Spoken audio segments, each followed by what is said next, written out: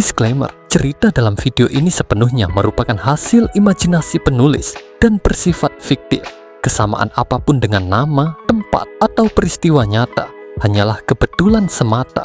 Kami tidak berniat menyinggung atau merugikan pihak manapun melalui cerita ini. Kisah ini ditulis untuk tujuan hiburan dan tidak dimaksudkan sebagai ajakan untuk meniru tindakan apapun yang digambarkan. Penonton diharapkan dapat membedakan antara realitas dan fiksi secara bijak. Manhwa ini menceritakan tentang seorang pria bernama Kim Sang-an, seorang rentenir berdarah dingin, ketika saudara perempuannya yang merupakan seorang guru sekolah melakukan bundir setelah terus-menerus disiksa oleh murid-muridnya. Kim Sang-an mendadak jadi guru wali kelas baru mereka untuk menagih hutang atas hidup saudaranya, seorang penagih hutang yang rela merangkak ke dasar neraka untuk mendapatkan apa yang menjadi haknya. Dan murid-murid sekolah yang tak lain adalah iblis. Hubungan guru murid yang brutal akan segera dimulai sekarang. Langsung saja kita masuk ke alur ceritanya. Malam itu, di tengah kebisingan kota yang padat, seorang pria yang mengenakan setelan jas hitam tampak sedang berjalan sambil bergumam sendiri. Ia teringat akan kata-kata ayahnya di masa lalu. Sang ayah pernah berpesan dengan sangat serius agar ia tidak pernah sekalipun terlibat dalam hutang, apapun kondisinya dan sesulit apapun kesulitan yang ia hadapi. Ayahnya memperingatkan bahwa jika seseorang sudah terjerumus ke dalam lingkaran hutang, maka ia akan mulai jatuh ke dalam sebuah jurang tanpa dasar yang akan menghancurkan hidupnya secara perlahan-lahan. Di tempat yang berbeda, di dalam sebuah gedung perjudian, suasana terlihat cukup kontras. Beberapa orang tampak sedang asik bermain domino dengan santai tanpa ada keributan sedikit pun. Namun, ketenangan itu tidak bertahan lama. Seseorang tiba-tiba datang dan menanyakan keberadaan Bos Heo di tempat tersebut. Pertanyaan yang dilontarkan dengan nada tenang itu seketika membuat semua orang yang ada di sana berhenti beraktivitas dan secara serentak menoleh ke arah sumber suara. Salah satu orang di sana bertanya dengan suara lantang tentang siapa sebenarnya pria itu. Pria berkacamata tersebut kemudian menjawab bahwa dirinya adalah seorang penagih hutang. Pria penagih hutang itu adalah Kim Sang. Ia memberitahu semua orang di sana bahwa sekarang sudah saatnya bagi Bos Heo untuk melunasi hutangnya beserta seluruh bunganya. Beberapa orang di sana mulai merasa kesal dan bertanya-tanya apakah Kim Sang sedang mencari penyakit atau ingin dipukuli sampai mati karena telah berani mencari bos mereka di markasnya sendiri. Akan tetapi, Bos Heo yang berada di lokasi justru meminta anak buahnya untuk tetap tenang. Ia mengatakan bahwa Kim Sang adalah tamu kehormatannya, jadi ia meminta anak buahnya untuk tidak berbicara sembarangan. Bos Heo kemudian meminta maaf kepada Kim Sang karena anak buahnya tidak mengetahui bahwa ia memiliki pinjaman di tempat Kim Sang bekerja. Merespons permintaan maaf tersebut, Kim Sang mengatakan bahwa hal itu tidak menjadi masalah baginya. Ia menegaskan kembali tujuannya datang ke sana adalah untuk menagih hutang pokok sekaligus bunganya. Bos Heo menyatakan bahwa ia mengerti. Ia merinci kembali bahwa sebelumnya ia meminjam uang sebanyak 100 juta won dengan bunga sebesar 3% yang direncanakan akan dibayar selama 3 bulan. Sambil mengarahkan mata kapaknya ke arah leher Kim Sang, Bos Heo bertanya dengan nada mengintimidasi, apakah jumlah total hutangnya sekarang adalah 109 juta won. Kim Sang menjawab dengan sangat tenang bahwa perhitungan itu salah karena Bos Heo telah menyetujui kontrak dengan sistem bunga majemuk. Maka total hutang yang harus dibayarkan saat ini adalah 119.272.700 won. Mendengar angka tersebut, Bos Heo bertanya mengapa Kim Sang bersikap sangat kaku dan tidak paham situasi. Ia merasa seharusnya Kim Sang bisa lebih ramah kepada pelanggan lama yang sudah meminjam uang dalam jumlah banyak darinya. Kim Sang menanggapi dengan tegas bahwa dalam dunia penagihan hutang tidak ada yang namanya ramah tamah. Ia menuntut Bos Heo untuk membayar jumlah yang tepat, tidak kurang dan tidak lebih. Bos Heo merasa Kim Sang bersikap terlalu dingin kepadanya. Ia kemudian berkata bahwa jika Kim Sang terus memaksanya, ia akan memberikan sebuah bonus spesial. Sambil mengayunkan kapaknya, Bos Heo mengatakan bahwa bonus spesial tersebut adalah ia akan membantu melepaskan kepala Kim Sang yang keras kepala itu dari lehernya. Namun, Bos Heo melakukan kesalahan besar dengan melawan Kim Sang. Sebagai seseorang yang telah bekerja sebagai rentenir selama bertahun-tahun, Kim Sang sangat memahami risiko dan cara menghadapi situasi seperti ini. Dengan gerakan yang sangat tenang, Kim Sang menggeser tubuhnya dan mulai mendekati Bos Heo dengan kecepatan yang luar biasa. Bos Heo bahkan sempat terkejut karena menyadari betapa cepatnya gerakan pria di hadapannya itu. Dalam sekejap, Kim Sang mendaratkan pukulan yang sangat keras ke wajah Bos Heo hingga pria itu terpelanting jauh. Pukulan tersebut sangat telak hingga seolah-olah Bos Heo terbang ke rumah sakit dengan sendirinya. Melihat bos mereka dihajar, anggota geng Bos Heo pun terpancing amarahnya karena tidak terima bos mereka dipukul di markas sendiri. Kim Sang kemudian berkata bahwa anggota geng itu sepertinya tidak paham mengapa ia berani meminjamkan uang dalam jumlah besar kepada preman seperti mereka. Kim Sang menegaskan bahwa terlepas dari sanggup atau tidaknya debitur membayar, ia akan terus mencari mereka, bahkan sampai ke ujung dunia sekalipun, untuk mengambil kembali uang hutang beserta bunganya. Tatapan Kim Sang yang mengerikan membuat anggota geng tersebut merinding ketakutan. Namun Bos Heo yang masih bisa bicara menyuruh seluruh anggotanya untuk menyerang Kim Sang secara bersamaan. Kim Sang tidak tinggal diam dan menunggu diserang. Ia langsung menggunakan kapaknya untuk melukai salah satu lengan Bos Heo yang membuat Bos Heo berteriak kesakitan. Kim Sang memberitahunya agar tidak perlu khawatir karena ia tidak berniat untuk membunuhnya. Kim Sang hanya ingin Bos Heo membayar atas ancaman yang telah diberikan kepadanya. Jadi ia meminta Bos Heo untuk menahan rasa sakit itu sebelum ia benar-benar melunasi hutangnya. Beberapa saat kemudian, Kim Sang kini sudah berada di kantor perusahaan pinjaman tempatnya bekerja. Dua anggotanya bertanya apakah ia mengambil tagihan dari Bos Heo seorang diri. Salah satu anggotanya yang mengenakan jaket biru memuji Kim Sang dan mengibaratkannya sebagai seorang jenderal legendaris yang membawa kepala musuh setelah berhasil menagih hutang. Kim Sang kemudian memerintahkan mereka untuk memasukkan 20% dari uang tersebut ke dalam brankas dan segera mentransfer sisanya ke bank. Anggota berjaket biru itu bertanya apakah direktur akan memberikan bonus lagi kali ini.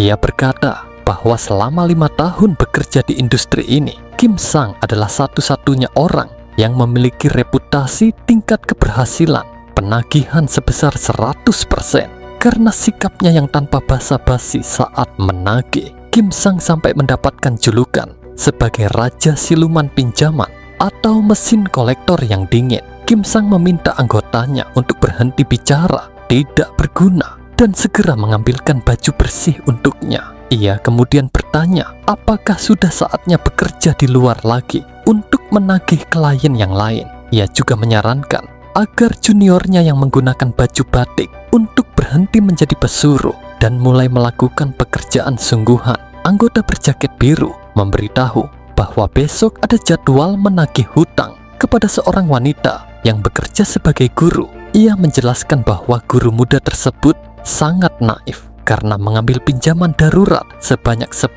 juta won hanya untuk membeli tas bermerek. Ketika Kim Sang melihat foto wanita tersebut, ia menyadari bahwa wajah wanita itu sangat familiar dan wanita itu memang seorang guru muda. Anggota lainnya yang memakai baju batik mengatakan bahwa ia akan mencoba mulai menagih wanita tersebut esok hari. Saat hendak pergi, Kim Sang pun dihentikan oleh si jaket biru yang mengajaknya untuk makan bersama. Namun Kim Sang segera menolak dengan alasan bahwa dirinya harus mengunjungi suatu tempat. Setelah Kim Sang pergi, para anggotanya kembali membicarakan dirinya. Mereka heran bagaimana direktur mereka bisa menemukan orang yang bekerja seperti robot seperti Kim Sang, yang bahkan tidak pernah bercanda dan tidak menunjukkan ekspresi wajah apapun selama 3 tahun bekerja bersama mereka. Sementara itu di tempat lain, Kim Sang sedang menagih hutang kepada seorang pria tua. Pria tua itu memohon dengan sangat agar Kim Sang tidak mengambil uang asuransinya karena itu adalah uang peninggalan istrinya yang telah tiada. Pria itu menangis terseduh-seduh, namun Kim Sang tidak mempedulikan permohonan tersebut. Dalam pikirannya, Kim Sang terkadang merasa bahwa ia hanya ingin menagih hutang dan tidak lebih. Namun pada akhirnya, ia sadar bahwa ia telah menjadi seperti pembunuh berdarah dingin. Ia merasa sebutan mengenai jenderal yang membawa kepala musuh mungkin ada benarnya karena ia merasa seperti sedang menggorok leher orang-orang setiap harinya. Kim Sang pun pergi sembari memberitahu pria tua itu bahwa sisa hutangnya adalah 28,3 juta won dan ia akan kembali lagi minggu depan. Pria tua itu mengutuk Kim Sang agar membusuk di neraka dan dia tidak akan bisa hidup damai selama sisa hidupnya. Namun Kim Sang hanya berpikir bahwa jika ia masuk neraka pun ia akan tetap menagih hutang pada orang-orang seperti mereka. Sejenak Sin pun mundur sejenak untuk menceritakan masa lalu Kim Sang, di mana ia adalah anak dari seorang ayah yang terjerat hutang pada rentenir. Ketika ayahnya memutuskan untuk mengakhiri hidupnya karena tidak sanggup membayar bunga, Kim Sang yang saat itu baru berusia 15 tahun harus menanggung segalanya. Ia tidak tahu apa-apa tentang hutang ayahnya, sehingga bersujud dan memohon ampun adalah satu-satunya cara baginya untuk bertahan hidup. Menyadari hidupnya akan menjadi sangat menyedihkan, ia mulai sangat membenci ayahnya. Sebagai bentuk pelampiasan kebencian tersebut, Kim Sang menawarkan diri kepada penagih hutang ayahnya untuk bekerja bersama mereka sebagai penagih hutang. Keesokan harinya, terlihat Kim Sang saat ini sedang mempelajari dokumen tentang guru yang meminjam 10 juta won tersebut. Beberapa saat kemudian, anggota berjaket biru yang baru saja tiba di kantor, ia pun langsung memarahi anggota berbaju batik karena telah bermalas-malasan dan tidak segera pergi menagih pada wanita itu. Namun pria berbaju batik segera menjawab bahwa Kim Sang sendiri telah memutuskan untuk mengambil tugas tersebut. Singkat cerita, Sin pun beralih ke sebuah SMA Solbit. Kim Sang kini tampak sedang mendatangi sekolah tersebut untuk menemui guru wanita, si pemilik hutang. Tanpa basa-basi, ia langsung menagih uang pokok 10 juta won beserta bunga 3 juta won. Jadi ia meminta wanita itu agar segera membayarnya selagi ia masih menagih secara baik-baik. Kim Sang sempat bertanya mengapa wanita itu melakukan hal yang sama seperti yang dilakukan ayah mereka dulu, yaitu berhutang. Mendengar hal itu, wanita tersebut yang ternyata adalah adiknya sendiri, yaitu Kim Hyan, langsung menangis dan menggandeng tangan kakaknya untuk meminta tolong. Ia pun memohon agar kakaknya mau membantu, dan Kim Sang segera bertanya tentang apa yang sedang terjadi. Namun sebelum Kim Hyan sempat menjelaskan alasannya, seorang murid tiba-tiba saja datang untuk mengumpulkan tugas. Murid tersebut bertanya siapa pria yang sedang bersama gurunya. Kim Sang dengan cepat berbohong dan mengatakan bahwa ia adalah guru dari sekolah tetangga yang sedang melakukan program pertukaran staf di SMA Solbit. Murid itu pun segera meminta maaf karena telah mengganggu dan ia akan meletakkan tugas di meja guru. Setelah kepergian murid itu, Kim Hyan sempat berterima kasih pada kakaknya. Namun Kim Sang menegaskan bahwa ia akan menunggu Kim Hyan setelah jam sekolah usai untuk menerima uang 13 juta won tersebut. Kim Hyan pun ingin berbicara pada kakaknya, tapi Kim Sang di sana hanya memperingatkan adiknya agar tidak mencoba kabur. Kim Sang pun pergi meninggalkan adiknya yang hanya bisa mengucapkan selamat tinggal dengan nada sedih. Sambil menunggu adiknya keluar dari sekolah, Kim Sang teringat kembali bagaimana hubungan mereka bisa rusak di masa lalu. Adiknya sangat marah ketika mengetahui kakaknya menjadi rentenir. Padahal para rentenir itulah yang dianggap sebagai penyebab kematian ayah mereka. Kim Hyan sering menghujat Kim Sang sebagai sampah. Namun Kim Sang hanya diam mendengarkannya. Sudah 10 tahun berlalu sejak kejadian itu, dan selama itu pula hati Kim Sang terasa telah lenyap dari kehidupannya. Dan sekarang ini kondisi Kim Hyan sungguh menyedihkan. Namun rasa penasaran pun muncul ketika Kim Hyan tidak kunjung keluar dari sekolah. Meskipun saat ini sudah waktunya jam pulang, Kim Sang kemudian menerima sebuah pesan teks yang sangat panjang dari adiknya.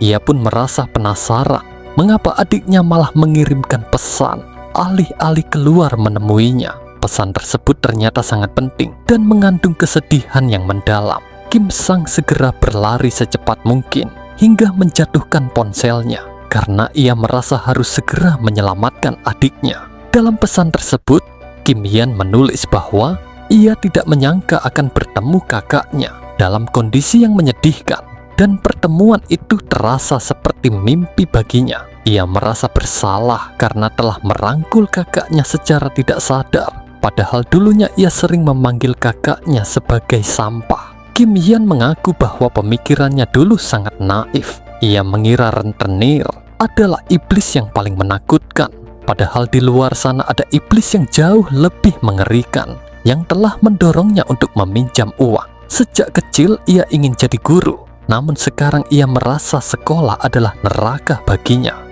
Kim Hyan meminta maaf dan berterima kasih karena kakaknya masih mengkhawatirkannya. Lalu ia berpamitan untuk pergi selamanya.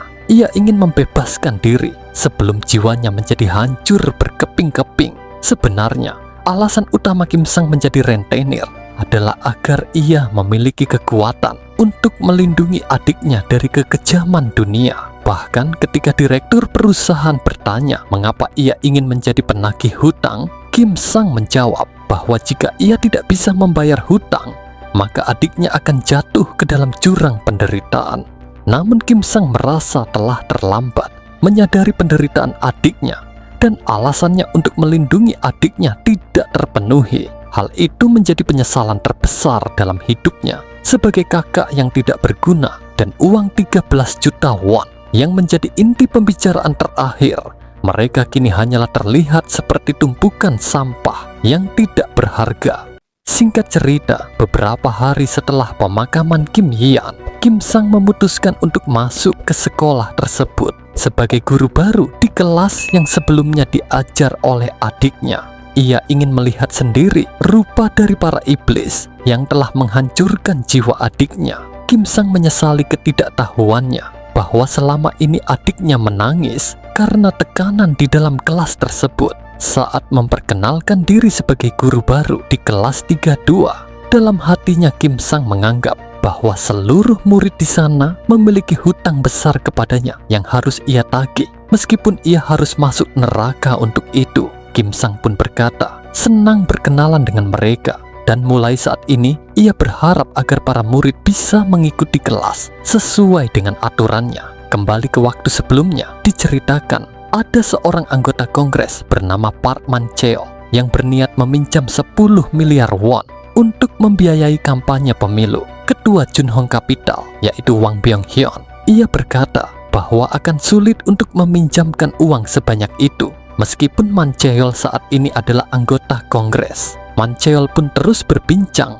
mengenai jumlah uang yang besar dan mengaku jika dirinya mengajak ketua Wang ke tempat ini adalah karena ingin bertemu secara langsung. Namun tak lama kemudian, seorang bodyguard tiba-tiba saja datang menghampiri ketua Wang untuk menyampaikan sesuatu. Ketua Wang pun mengerti dan ia segera beranjak pergi sembari meminta maaf pada Man Cheo karena harus menunda pertemuan penting mereka.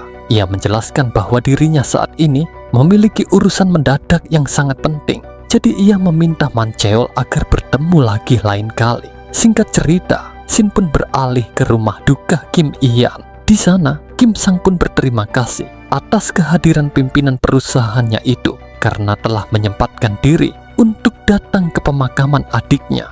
Ketua Wang bertanya tentang apa yang terjadi, dan Kim Sang menjelaskan bahwa meskipun ia telah memutus hubungan dengan adiknya, ikatan darah tidak akan pernah hilang. Setelah Kim Sang menceritakan detailnya lebih jauh, Ketua Wang pun bertanya tentang apa yang akan Kim Sang lakukan pada para bajingan yang telah menyiksa adiknya itu. Ia juga bertanya apakah Kim Sang sudah melaporkannya ke polisi. Namun Kim Sang di sana memberitahu bahwa ia berniat menemui orang-orang yang telah menyiksa adiknya secara langsung. Ketua Wang pun mengerti dan menganggap jika Kim Sang ingin menagih hutang pada mereka karena telah menghilangkan nyawa adiknya. Kemudian Kim Sang meminta bantuan pada Ketua Wang agar dirinya bisa ditempatkan menjadi guru di sekolah tersebut. Kim Sang beralasan bahwa menjadi guru adalah cara paling efisien untuk menagih hutang nyawa dan mengawasi para pelakunya. Mendengar itu, Ketua Wang pun seketika tertawa dan langsung menyetujuinya. Namun ia mengingatkan bahwa bantuan ini adalah sebuah hutang yang harus dibayar Kim Sang di masa depan. Dengan tegas, Kim Sang meminta agar Ketua Wang tidak perlu khawatir karena dirinya pasti akan membayar hutang besar ini sesuai dengan jumlahnya. Saat ini, Kim Sang telah resmi menjadi wali kelas 32. Ia belum tahu siapa saja yang terlibat, namun ia bertekad untuk membalasnya. Beberapa murid perempuan mengomentari wajahnya yang tampan, sementara murid laki-laki merasa terintimidasi oleh tubuh kekarnya. Kim Sang bersikap sangat kaku dan tidak menerima pertanyaan apapun saat perkenalan pertama. Beberapa murid bahkan mengejeknya dan menganggapnya lebih kaku daripada robot bertenaga AI. Namun sebelum keluar, Kim Sang bertanya apakah ada yang tahu mengapa guru Kim Hian melakukan bunuh diri. Pertanyaan itu seketika membuat seluruh kelas terdiam membeku dan tidak ada satupun yang berani bersuara. Karena tidak ada yang menjawabnya, Kim Sang pun pergi sambil berkata bahwa dirinya akan menganggap mereka tidak tahu apa-apa. Akan tetapi, setelah kepergian Kim Sang, salah satu murid di sana bertanya-tanya mengapa wali kelas baru itu menanyakan tentang kematian guru Yan pada mereka. Jika dipikir-pikir, murid itu merasa bahwa wali kelas baru mereka pasti memiliki hubungan dengan guru Yan, mengingat nama depan mereka sama-sama dari keluarga Kim. Di ruang guru, Kim Sang mendengar dari guru-guru lain bahwa murid kelas 32 adalah murid yang sangat penurut dan tidak pernah ada laporan kenakalan. Beberapa murid yang melihat kejadian bunuh diri tersebut bahkan dilaporkan sedang menjalani terapi trauma. Para guru pun merasa heran mengapa orang yang begitu akrab dengan murid sampai melakukan hal seperti itu, padahal dia juga memiliki murid-murid penurut yang tidak nakal sama sekali. Ucapan itu tentu saja membuat Kim Sang semakin curiga karena sangat tidak wajar jika sebuah kelas tidak memiliki satupun murid nakal. Ia merasa ada sesuatu yang disembunyikan di balik reputasi kelas teladan tersebut. Setelah memeriksa catatan pendidikan dan jurnal harian Kim Hian, ia tidak menemukan bukti bullying secara tertulis. Namun ia yakin jika tangisan adiknya waktu itu bukanlah sebuah kebohongan. Karena itu, ia pasti akan menemukan iblis-iblis bajingan yang dibicarakan oleh adiknya. Namun saat Kim Sang sedang berjalan-jalan, ia secara tidak sengaja melihat adanya keributan di area belakang sekolah. Ketika memeriksanya, rupanya itu hanyalah sekelompok para bajingan pecundang yang hanya berani pada seorang wanita. Bahkan mereka beraninya main keroyokan. Gadis itu bernama Baek Soyeon, dan ia pun kini sedang menanyakan kapan mereka akan mengembalikan uang yang dia pinjam. Tapi para pecundang itu dengan angkuhnya berkata, berani sekali Soyeon menagih hutang padanya. Baek Soyeon mengingatkan jika 2 bulan kemarin mereka bilang akan mengembalikannya, tapi kenapa sampai sekarang masih tidak mau mengembalikan uangnya. Sejenak Kim Sang di sana teringat jika dirinya merasa tidak asing dengan gadis itu karena ia sempat melihatnya datang ke pemakaman adiknya. Para pecundang itu pun dengan angkuh berkata, berani sekali pengecut seperti Soyeon meminta uangnya dikembalikan.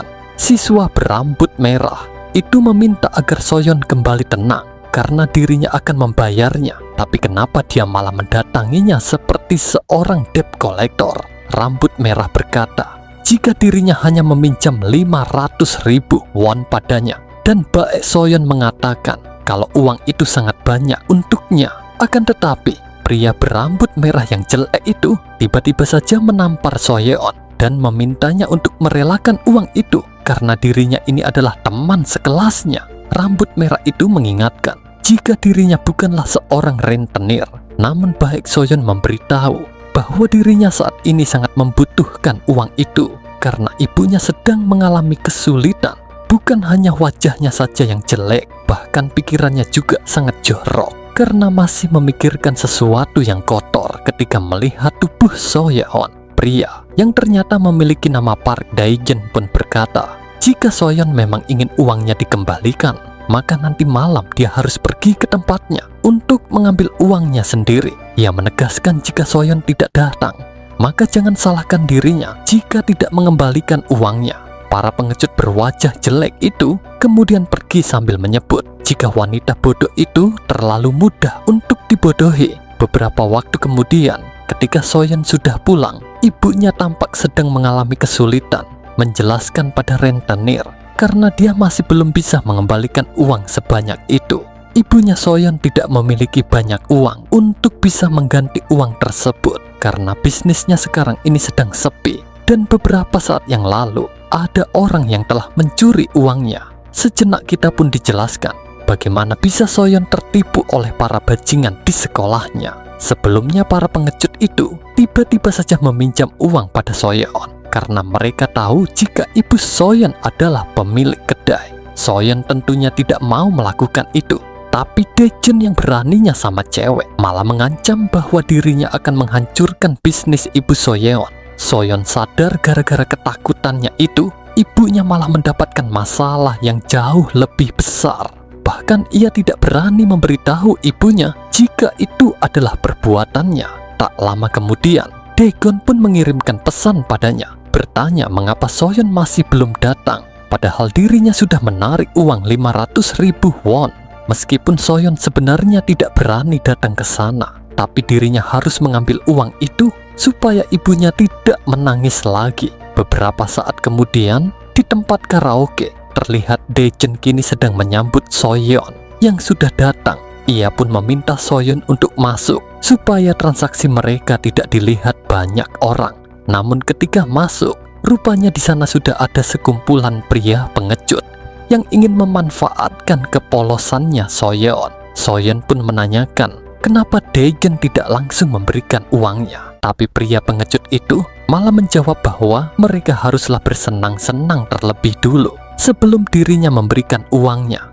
Lalu tiba-tiba saja Dae-jeon pun melepaskan jaketnya Soyeon sambil bertanya mengapa Soyeon masih belum paham maksud mereka. Sontak Soyeon di sana seketika berteriak meminta tolong pada seseorang, tapi yang ada di sana hanyalah sekumpulan pria pengecut yang hanya berani ketika melawan wanita. Sekumpulan pria pengecut tidak beradab dan tidak punya otak itu segera mengeroyok seorang wanita sendirian. Dalam hatinya Soyeon tanpa sadar menyebut nama Guru Yian karena dia benar-benar merasa putus asa dengan situasinya sekarang. Namun Kim Sang yang terlalu telat datang akhirnya mendobrak masuk sambil berkata bahwa pelajar seperti mereka memang harus diberikan pelajaran. Dengan tegas Kim Sang pun meminta mereka agar jangan menyalahkan dirinya kalau dirinya sampai berbuat kasar, karena tindakan mereka saat ini jauh lebih menjijikkan daripada kotoran binatang. Melihat kedatangan Kim Sang, Soyeon ingat jika pria itu adalah orang yang ada di pemakaman Guru Yian. Tapi dia merasa heran kenapa pria itu malah datang kemari. Dae-geon menanyakan memangnya siapa Pak Tua ini, tapi Kim Sang di sana malah memintanya untuk jangan banyak berbicara dan sebaiknya dia melepaskan wanita itu terlebih dulu.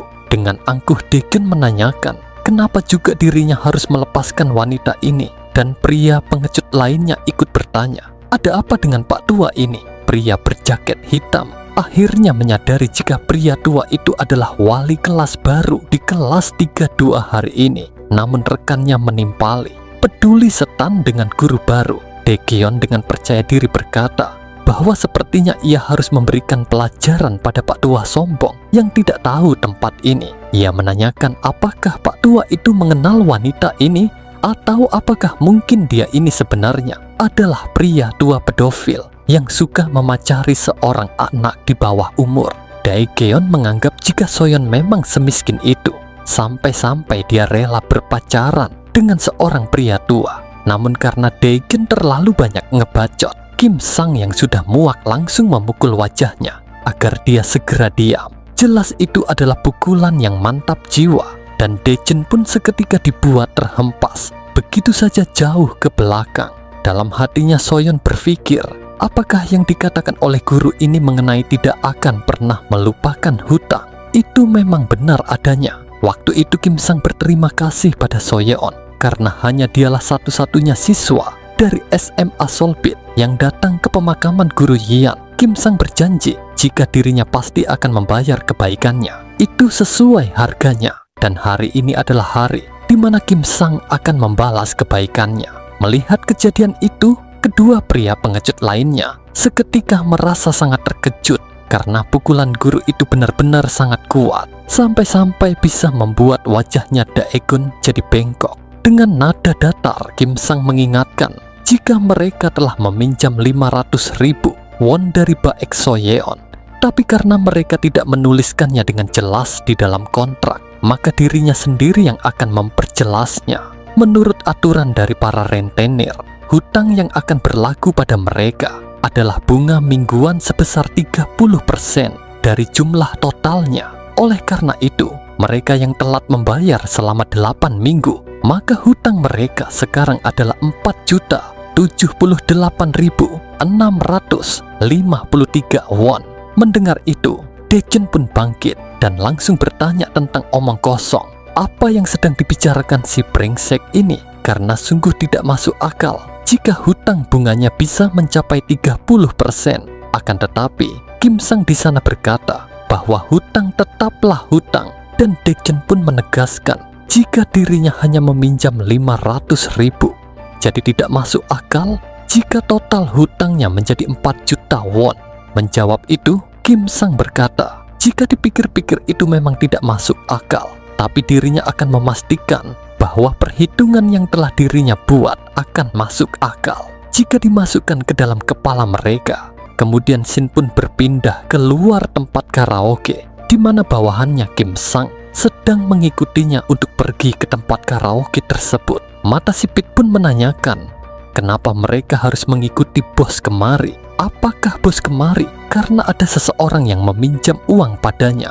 Akan tetapi, si jaket biru memintanya agar jangan kebanyakan bertanya dan ikuti saja perintah dari Hyungnim. Namun mata sipit menjawab kalau dirinya hanya penasaran saja. Si jaket biru pun berkata, jika dirinya tidak tahu kenapa Hyungnim malah pergi kemari, tapi entah siapapun yang sedang mencari masalah dengan Hyungnim, dirinya hanya berdoa semoga mereka bisa keluar dari sana hidup-hidup. Kembali ke tempat karaoke, di mana Kim Sang saat ini sedang memberitahu jika mereka semua harus membayar hutangnya yang telah mereka pinjam dari Soyeon. Akan tetapi, pria pengecut itu bertanya memangnya siapa dia sampai menyuruh mereka untuk membayar hutangnya yang membengkak itu. Dengan nada marah, Daejeon berkata, entah dirinya mau membayarnya atau tidak, itu adalah urusannya sendiri. Jadi kenapa Pak Tua ini malah ikut campur dalam urusan mereka? Kim Sang menjawab bahwa dirinya adalah wali kelas dari ruangan 2 kelas 3. Dan Soyeon yang mendengar itu bertanya-tanya apakah dia adalah guru baru yang dikatakan itu. Para pria pengecut berkata bahwa itu benar-benar keterlaluan karena berani sekali seorang guru memukul seorang murid. Bahkan dia sampai memeras uang dari mereka. Kim Sang pun menjawab dengan bertanya sejak kapan dirinya meminta uang, padahal sedari tadi dirinya hanya menyuruhnya untuk mengembalikan uang yang dia pinjam dari siswi lain beserta dengan bunganya. Kim Sang menegaskan bahwa memperbaiki hubungan finansial yang tidak sehat di antara teman kelas adalah salah satu kewajiban dari seorang guru, jadi sudah wajib baginya untuk ikut campur. Merespon itu, Daejeon berkata bahwa Pak Tua itulah yang duluan memukulnya pertama kali. Tapi kenapa dia sekarang malah bertindak seolah-olah ingin menyelesaikan masalah para murid? Daejeon kemudian mengajak pria pengecut lainnya untuk menyerang guru itu bersama-sama dan membuatnya membayar harga berkali lipat dari apa yang telah dia perbuat pada mereka. Akan tetapi, Kim Sang di sana langsung memukul pria pengecut satu sambil berkata jika dirinya ingin mereka membayar hutang. Tapi kenapa mereka malah mencoba melawannya? Dengan cepat Kim Sang memukuli para pria pengecut itu tanpa memberikan mereka kesempatan untuk memukul. termasuk dengan pria pengecut paling jelek di antara mereka. Kim Sang menyebut jika mereka menyedihkan sekali karena bagaimana bisa seorang pria merasa kuat hanya karena mereka berani melawan seorang wanita yang tidak berdaya. Para pria pengecut itu tentunya merengek kesakitan, dan Kim Sang memberitahu bahwa dirinya akan berbaik hati kali ini pada mereka untuk melunasi semua hutang mereka sampai besok sore jam 5. Sambil menginjakkan kakinya di kepala Daegon, Kim Sang memperingatkan jika mereka sampai telat membayar hutang dan juga bunganya, maka dirinya akan membuat mereka masuk ke dalam neraka yang paling mengerikan. Dengan tegas Kim Sang meminta agar mereka mengingat perkataannya ini baik-baik, karena dirinya tidak akan bersikap lembut pada seseorang yang tidak mau membayar hutangnya. Kim Sang kemudian berkata, jika baik Soyeon bisa pergi sekarang dan jangan pedulikan orang-orang ini, karena mulai besok mereka akan melunasi hutangnya. Soyeon tentunya berterima kasih pada Pak Guru karena sudah menyelamatkannya dari mereka. Namun Kim Sang menjawab bahwa itu tidak masalah, jadi sekarang Soyeon bisa pulang dengan selamat. Dalam hatinya Soyeon berpikir, apakah mungkin jika Pak Guru ini adalah kakaknya Guru Yian, mengingat dia menjadi guru di sekolah Solbit setelah kematian dari adiknya. Soyeon kemudian bertanya, apakah Pak Guru datang ke sekolah ini untuk menyelidiki kematian Guru Yian. Namun Kim Sang di sana tidak menjawab pertanyaannya. Soyeon pun merasa bahwa seharusnya Pak Guru tidak perlu membantunya sampai seperti itu, karena dirinya yakin jika orang-orang seperti itu tidak akan pernah melepaskannya. Soyeon mengingatkan kalau mereka melaporkan kejadian ini pada guru yang lainnya, maka Pak Guru akan segera dikeluarkan dari sekolah setelah kembali. Akan tetapi Kim Sang dengan tenang menjawab bahwa Soyeon tidak perlu memikirkan hal itu, karena besok dia akan melihatnya dengan kepalanya sendiri. Jadi ia memintanya untuk tidak perlu khawatir. Pada keesokan harinya, Soyeon pun benar-benar dibuat sangat terkejut karena sekolahnya terlihat sangat damai dan tidak ada kabar mengenai guru baru yang dikeluarkan. Bukan hanya para guru yang tidak mengetahui tentang kejadian semalam, bahkan orang-orang yang dirinya pikir akan mengincarnya kini malah tidak berani mendekatinya. Namun baru saja dipikirkan, pria pengecut berambut kuning tiba-tiba saja mendatangi Soyeon sambil berkata jika dirinya ingin menyelesaikan hutang mereka. Soyeon berpikir bahwa dirinya sudah menduga jika mereka akan mengganggunya, tapi pria pengecut itu malah mengirimkan total hutang yang harus dirinya bayar. Pria itu berkata bahwa ini adalah total hutang yang harus mereka bayar jika dibagi 3. Jadi seharusnya ini sudah pas dan dirinya sudah tidak ada hutang lagi padanya. Soyeon pun berkata bahwa uang yang dikirimnya terlalu banyak, tapi pria itu hanya memintanya untuk memberitahu Pak Guru kemarin jika dirinya sudah melunasi semua hutangnya. Soyeon tentunya merasa heran karena mengapa mereka bisa dengan mudahnya memberikan uang ini, tapi Daegon di sana menganggap bahwa orang tolol itu telah mengkhianatinya. Beberapa waktu setelahnya ketika beristirahat, Daegon kini terlihat sedang memukuli pria kuning karena dia telah mengkhianatinya. Daegon menanyakan kenapa dia sudah merasa ketakutan hanya karena dipukuli beberapa kali dan malah membayar lunas semua hutang itu tanpa adanya keraguan. Akan tetapi dengan nada kesal, pria kuning bertanya mengapa Daegon tidak menggunakan otaknya, karena seharusnya dia sudah tahu bahwa ada yang lebih gawat daripada soal dipukuli. Beberapa waktu sebelumnya, geng pengecut itu merasa jika mereka harus melaporkan guru sialan itu pada para polisi, sekaligus juga pada para guru di sekolah. Namun sebelum mengirimkan laporan tersebut, mereka malah mendapatkan pesan yang masuk secara serentak yang membuat geng pengecut itu sangat terkejut. Pria kuning yang merinding tentunya bertanya-tanya, bagaimana bisa orang itu mendapatkan semua ini? Karena seharusnya mereka baru saja bertemu dengannya dan tidak saling mengenal satu sama lain. Pria kuning merasa heran bagaimana bisa dia tahu mengenai semua informasi pribadi mereka, mulai dari password sosial media mereka, alamat, dan juga kontak teman-temannya, pekerjaan, dan juga nomor orang tua, bahkan sampai nenek buyut yang bahkan dirinya tidak mengetahuinya. Pria kuning merasa jika bajingan itu tidaklah normal dan mereka sudah berurusan dengan orang yang salah, jadi sebaiknya mereka membayar hutang ini secepatnya. Pria berambut hitam berkata kalau apa yang dikatakan rekannya itu memang benar, tapi Daegon di sana menanyakan apakah dia juga mau membayar hutangnya itu. Pria hitam menjawab memangnya apalagi, dan jika saja guru itu sampai memberikan informasi ini pada ayahnya, maka bisa jadi dirinya akan dikeluarkan dari keluarganya. Pria hitam meminta maaf karena dirinya tidak mau terlibat lagi dengan guru berbahaya itu, dan pria kuning di sana segera mengajaknya pergi minum setelah membayar hutangnya. Pria hitam memperingatkan agar Daegon segera membayar hutangnya jika dia tidak mau mati di tangan guru itu.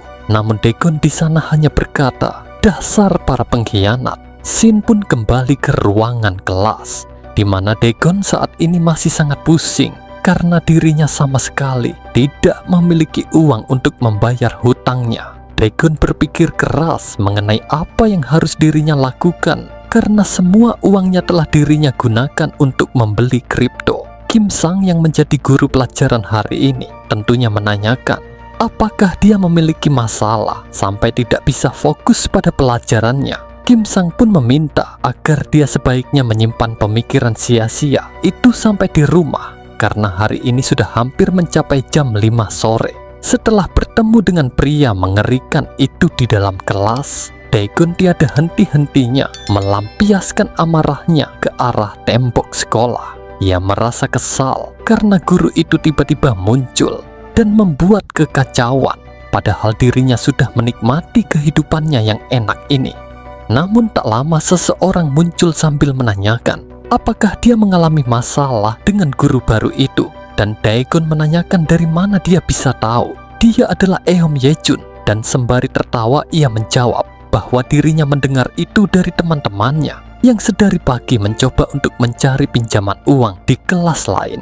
Namun daripada membicarakan itu, ia bertanya apakah Daegon ingin tahu bagaimana caranya agar dia tidak perlu membayar hutangnya, dan Daegon di sana seketika menanyakan apa maksudnya.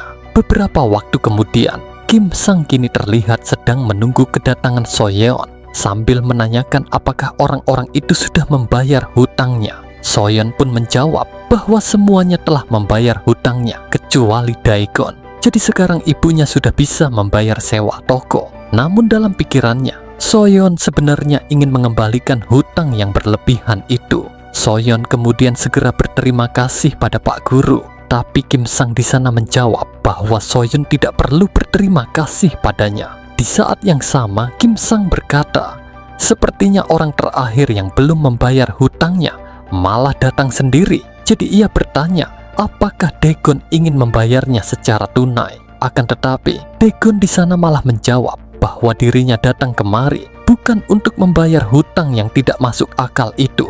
Dan apakah Kim Sang pikir dirinya akan memberikan uang itu secara cuma-cuma? Di waktu sebelumnya, saat Daegon menanyakan bagaimana cara agar dirinya bisa membuat guru sialan itu supaya tidak berani lagi menagih hutang padanya, Yejun pun menjawab bahwa Daegon harus membuat kesepakatan dengan guru itu. Namun Daegon menanyakan tentang kesepakatan apa yang dia maksud. Dengan nada licik, Yejun menjawab bahwa dirinya sedikit mengetahui informasi pribadi Tuan Kim Sang. Jadi Daegon bisa menggunakan kesempatan ini untuk melakukan negosiasi. Kembali lagi ke waktu sekarang, di mana Daegon ingin membuat kesepakatan dengan Tuan Kim Sang. Mendengar itu, dengan nada datar Kim Sang langsung menanyakan apa maksudnya. Daegon berkata jika dirinya akan memberitahu alasan mengapa guru Kimian sampai melompat dari atas gedung, tapi sebagai gantinya ia ingin agar Kim Sang menghapus semua hutangnya. Daegon merasa bahwa ini adalah kesepakatan yang sangat menggiurkan untuk guru Kim Sang.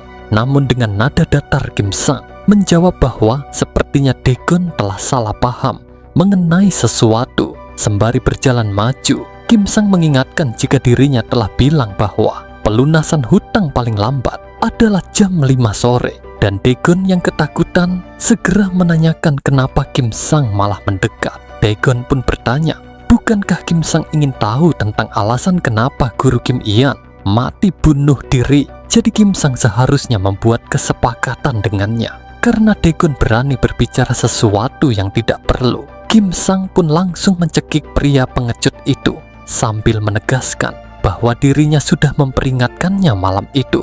Kim Sang mengaku jika dirinya selalu menepati omongannya. Itulah kenapa dirinya selalu memperingatkan orang lain untuk segera melunasi hutang mereka sesuai dengan jadwal. Kim Sang kemudian mencekik leher Daegon dengan semakin keras. Lalu dengan tegas ia berkata, jika dirinya akan mengabulkan permintaan Daegon untuk hidup di dalam neraka. Sejenak Shin pun mundur masa lalu ketika Kim Sang pertama kali menjadi seorang rentenir yang dipimpin langsung oleh Ketua Wang. Ketua Wang meminta agar Kim Sang mengingat ekspresi wajah itu baik-baik, karena mulai dari sekarang dia akan sering melihat pemandangan yang serupa. Ketua Wang berkata bahwa ini adalah nasib dari orang-orang yang tidak bisa membayar hutangnya. Jadi ingatlah ekspresi mereka baik-baik. Kembali lagi ke waktu sekarang, di mana Daegon saat ini kesulitan untuk bernafas karena Kim Sang mencekiknya dengan sangat kuat.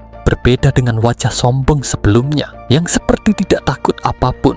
Dia sekarang hanya bisa memohon ampun dan meminta tolong pada seseorang. Daegon pun meminta agar Pak Guru mengampuni nyawanya. Tapi Kim Sang di sana menjawab bahwa ucapannya barusan sungguh menarik. Kim Sang kemudian melepaskan cekikannya sembari berkata bahwa dirinya tidak menyangka jika Daegon akan memohon ampun atas nyawanya itu begitu mudah. Akan tetapi Kim Sang memberitahu jika barusan itu hanyalah sambutan hangat untuknya, karena mulai dari sekarang dia akan hidup di dalam neraka hutang.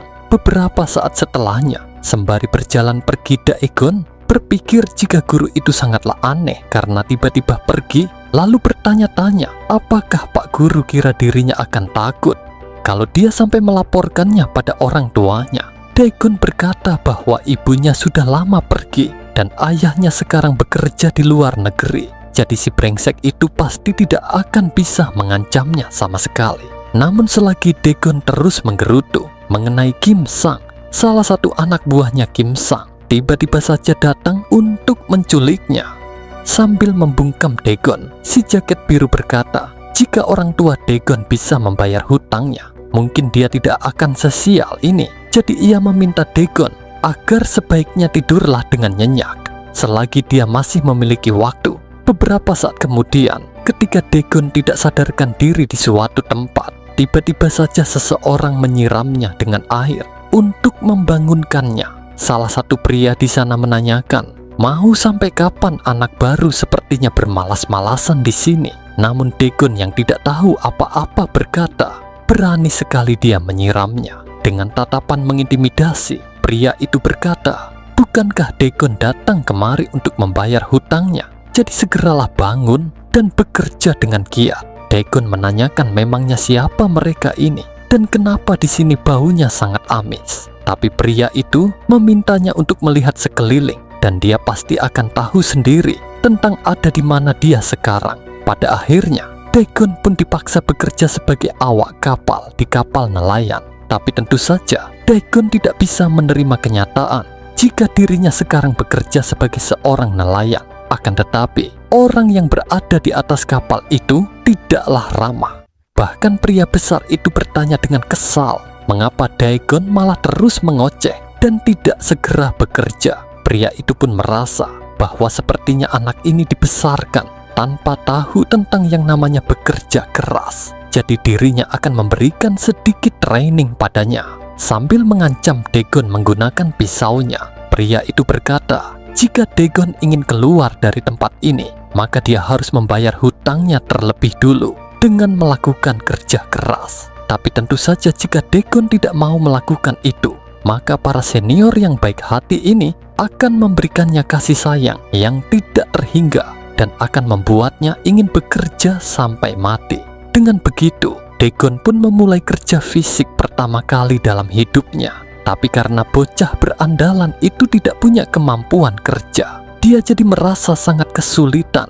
Akan tetapi para senior yang baik hati selalu mengajarkannya banyak hal dengan penuh kasih sayang. Bahkan mereka mengajarinya dengan segenap cinta. Di hari keempat, Dagon mulai bisa menggulung jaringnya sendiri. Tapi tentu saja dia sudah sangat gatal karena tidak mandi selama beberapa hari. Setelah itu, waktu pun terus berlalu. Tapi para senior yang baik hati selalu memberikannya semangat agar Dagon bisa membayar hutangnya. Singkat cerita, 10 hari telah berlalu hingga akhirnya Dagon telah kembali bersekolah. Namun semua siswa saat ini merasa sangat terpesona dengan ketampanannya. Dagon yang telah keluar dari neraka itu tidak mempedulikan tatapan orang-orang karena ia sekarang hanya merasa bersyukur dan akhirnya dirinya bisa keluar dari sana. Bahkan selama melewati para murid, yang Dagon gumamkan hanyalah dirinya tidak mau berhutang apapun lagi dan dirinya tidak ingin masuk ke dalam kapal itu lagi. Beberapa saat kemudian, Kim Sang tampak sedang mendatangi Dagon sambil memberikannya ucapan selamat karena telah berhasil keluar dari neraka itu hidup-hidup. Dagon yang sudah menjadi agak gila tentunya berkata, jika dirinya bekerja sangat keras di dalam kapal itu seperti orang gila hanya untuk bisa membayar hutangnya. Dengan nada datar, Kim Sang pun menjawab bahwa sepertinya Dagon telah salah paham karena sebenarnya dia bekerja di neraka itu hanyalah untuk mencicil hutangnya dan bukan untuk membayar hutangnya. Singkatnya, selama ini Dagon menaiki kapal karena memiliki hutang padanya untuk masuk kerja. Itu artinya hutang aslinya seharusnya adalah 1.767.418 won. Ditambah lagi dengan hutangnya yang terus menumpuk karena tidak segera dilunasi, maka total hutangnya sekarang telah menjadi 2.297.641 won. Selain itu, upah bagi seorang pekerja magang seperti dia adalah 100.000 won, dan itu akan dikurangi oleh agensi sebesar 30.000 won. Jadi gaji hariannya hanyalah sebesar 70.000 won. Jika ditotal keseluruhan selama dia bekerja di kapal itu, maka itu artinya dia masih memiliki hutang sebesar 1.597.641 won. Dagon tentunya protes dan merasa bahwa ini adalah pemalakan dan melanggar hak asasi, karena bagaimana bisa hutangnya semakin bertambah banyak padahal dirinya telah bekerja keras. Kim Sang pun menjawab bahwa seharusnya Dagon berterima kasih padanya karena sudah mencarikannya tempat bekerja. Jadi Dagon sekarang harus segera kembali bekerja lagi sebelum hutangnya bertambah banyak. Kim Sang mengingatkan agar Dagon bersiap-siap karena dalam 4 hari lagi dia akan mulai bekerja dan dia tidak perlu khawatir mengenai absen karena dirinya sendiri yang akan mengurusnya. Tentu saja hal itu menjadi mimpi buruk seumur hidup bagi Dagon karena dia akan pergi lagi ke kapal itu, bahkan bertemu lagi dengan para senior penyayangnya. Kemudian Shin pun berpindah ke tempat kerjanya Kim Sang, di mana mata sipit kini sedang melaporkan mengenai beberapa target yang harus mereka cari informasinya. Sejauh ini, 20 dari 30 siswa yang melihat kejadian itu telah diperiksa, tapi ada sesuatu yang aneh dengan beberapa target. Ia menjelaskan bahwa sejauh ini 10 murid lainnya hanyalah murid biasa, tapi yang aneh adalah mereka terlalu bersih sampai seharusnya tidak ada sesuatu yang aneh pada mereka. Kim Sang menanyakan apakah dia juga telah mendapatkan informasi mengenai siswa yang menjadi ketua kelas, dan mata sipit itu menjawab tentu saja. Namun sebelum Kim Sang mendengarkan laporannya, tiba-tiba saja Dagon mengirimkan pesan jika dirinya ingin membayar semua hutangnya. Jadi ia ingin mereka berdua bertemu. Namun tentu saja Kim Sang tahu bahwa ada sesuatu yang aneh dengan pesan anak ini, karena dia seharusnya tidak akan berani mengirimkan pesan padanya. Kemudian Shin pun kembali berpindah ke toko permainan capit, di mana Dagon kini sedang bergumam bahwa hari ini guru itu akan mati setelah datang kemari. Beberapa waktu sebelumnya, Yejun menemui Dagon sambil menanyakan tentang bagaimana rasanya disuruh kerja paksa, tapi hutangnya tidak berkurang sama sekali. Dagon yang kesal menjawab bahwa dirinya sudah melakukan apa yang telah Yejun katakan, tapi nyatanya orang itu malah membuatnya masuk ke dalam neraka. Dagon pun bertanya, bukankah Yejun sudah pernah memecat guru sebelumnya? Jadi apakah dia tidak bisa melakukannya lagi pada guru baru yang satu ini? Yejun menjelaskan bahwa terakhir kali dirinya hanya ingin mengetes ombak dengan guru itu. Tapi kali ini dirinya akan membantu Daegon sepenuhnya untuk menyingkirkan guru sialan itu. Yejun memberitahu jika pria itu adalah kakaknya Kim Hyan. Dan Daegon yang mendengar itu sontak bertanya, bukankah ini semakin buruk jika monster itu adalah kakak dari guru Hyan? Yejun pun memintanya untuk tidak perlu memusingkan hal itu karena dirinya akan mengirimkannya bala bantuan. Jadi Daegon hanya perlu mengajak guru itu bertemu dengannya di suatu tempat. Setelah menunggu beberapa waktu, Kim Sang akhirnya datang dan langsung menanyakan apakah Daegon sudah membawa semua uangnya. Merespon itu, Daegon hanya bertanya apakah Kim Sang menganggap jika dirinya ini hanyalah seorang budak kerja yang bisa dihisap sampai kering oleh lintah darat sepertinya. Lalu dengan nada mengejek, Daegon berkata jika dirinya tidak membawa sepeser pun uang kemari. Mendengar itu, Kim Sang berkata, rupanya Daegon masih berani mengangkat kepalanya. Kim Sang mengaku jika dirinya sudah menduga sewaktu Daegon menyuruhnya datang kemari, tapi ia harus memberitahu bahwa jumlah segini masihlah belum cukup. Daegon yang terkecoh pun dalam hatinya bertanya-tanya, bagaimana bisa orang ini tahu? Dan Daegon di sana segera menyuruh semua preman untuk keluar.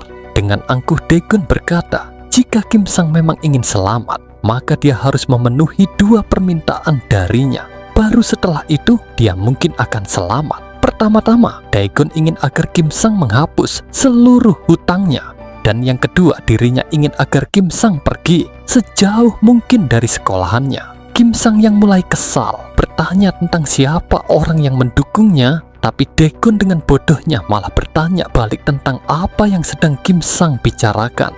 Sembari berjalan maju, Kim Sang kembali bertanya siapa yang menyiapkan orang-orang ini untuknya, karena seharusnya Daegon tidak memiliki otak untuk merencanakan sesuatu seperti ini. Melihat Kim Sang yang malah berjalan mendekatinya, Daegon tentunya segera menyuruh para preman sewaannya untuk langsung membunuh pria berkacamata itu. Hanya saja Kim Sang di sana tak bergeming dan mencoba berbaik hati dengan akan memberikan Daegon satu kesempatan terakhir. Jadi katakan siapa yang telah merencanakan rencana semacam ini untuknya. Akan tetapi seseorang dari arah belakangnya tiba-tiba saja langsung menyerang sambil bertanya apakah Kim Sang tidak tahu jika situasinya kini sedang dalam bahaya. Namun tentu saja Kim Sang dengan mudah menghindari serangan tersebut sambil menjawab bahwa mereka sendirilah yang tidak tahu jika mereka sedang dalam bahaya. Sontak pria yang menyerang Kim Sang dari belakang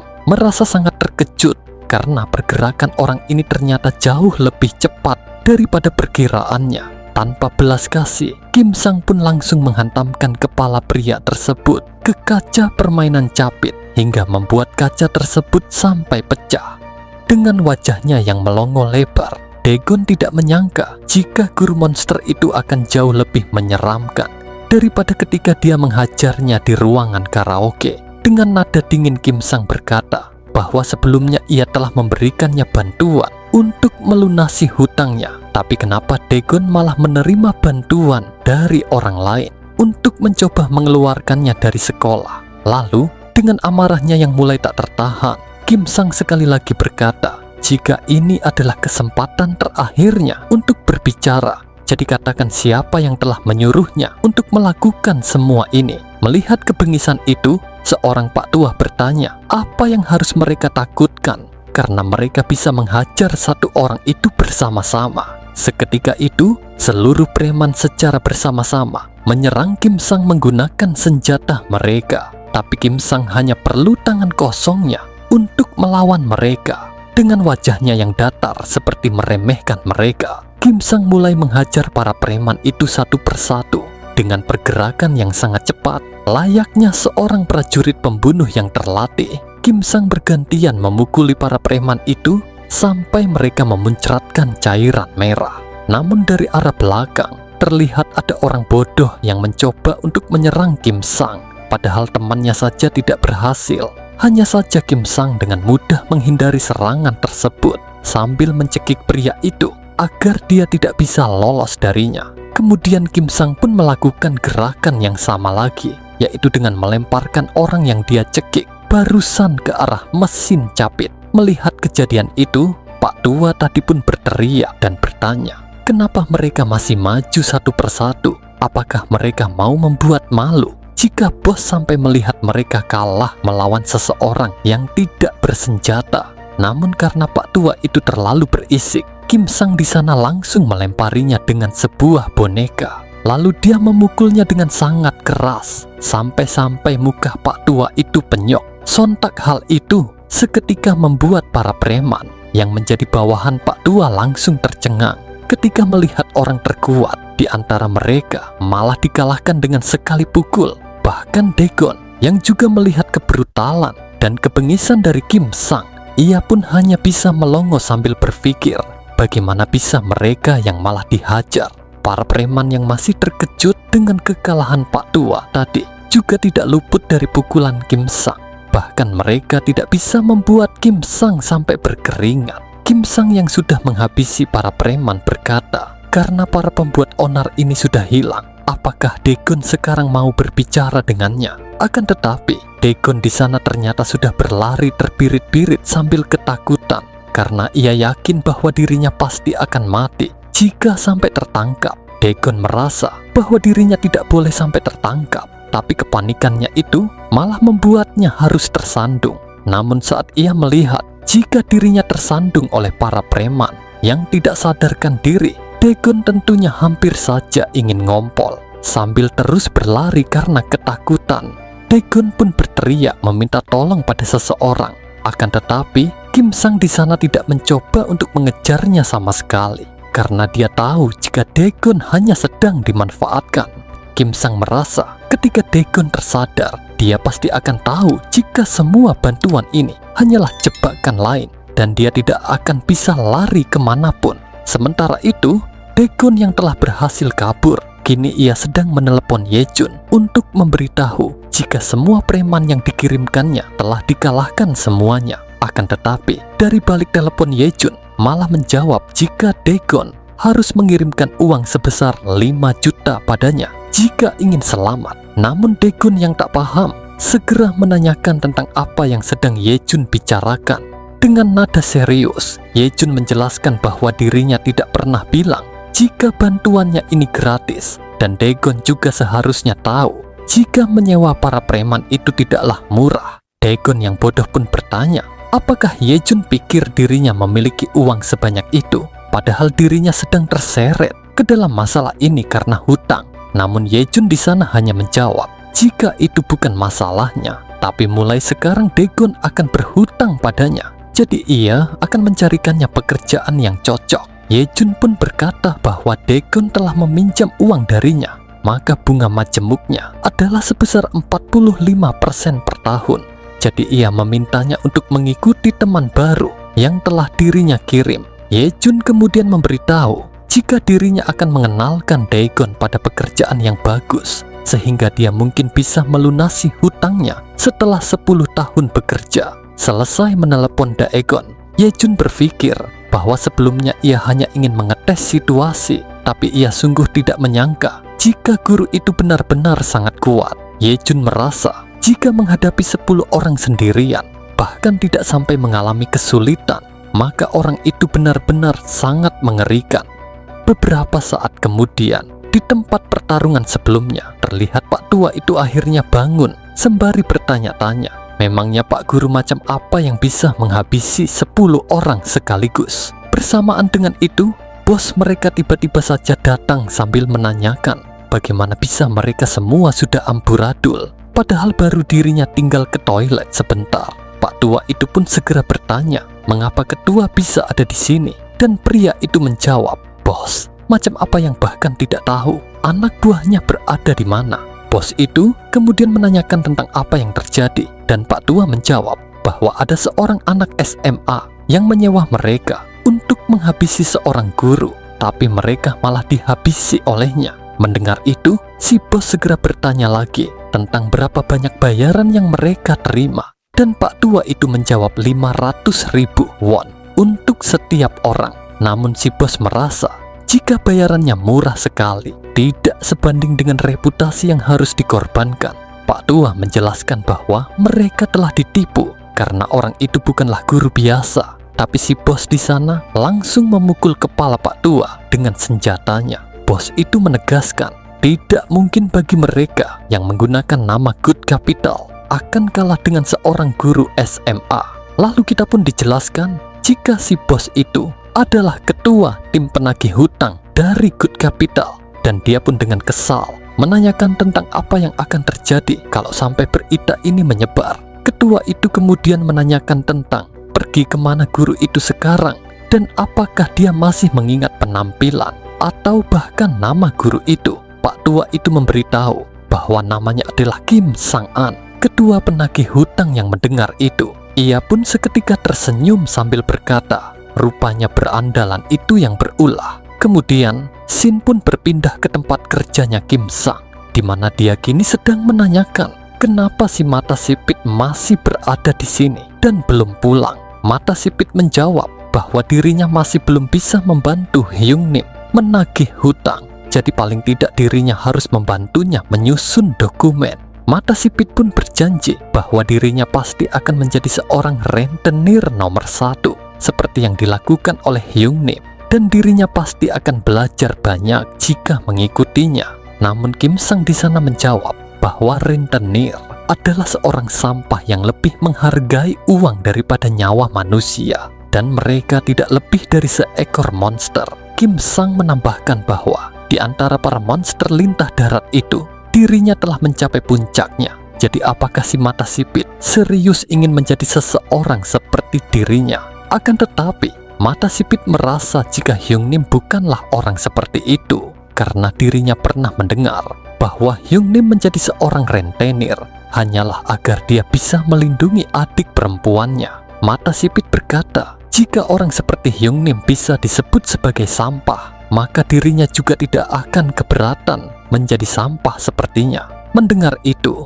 Kim Sang pun hanya bisa terdiam sembari memanggilnya bontot. Sejenak dalam pikirannya, Kim Sang teringat momen saat pertama kali dirinya bertemu dengan bontot. Pada waktu itu, dia memohon pada Ketua Wang agar mau melunasi operasi saudaranya sekali lagi, dan dirinya akan melakukan apapun untuknya. Merasa jika bontot sama sepertinya, Kim Sang pun berkata jika memang begitu, dirinya tidak akan menghalanginya.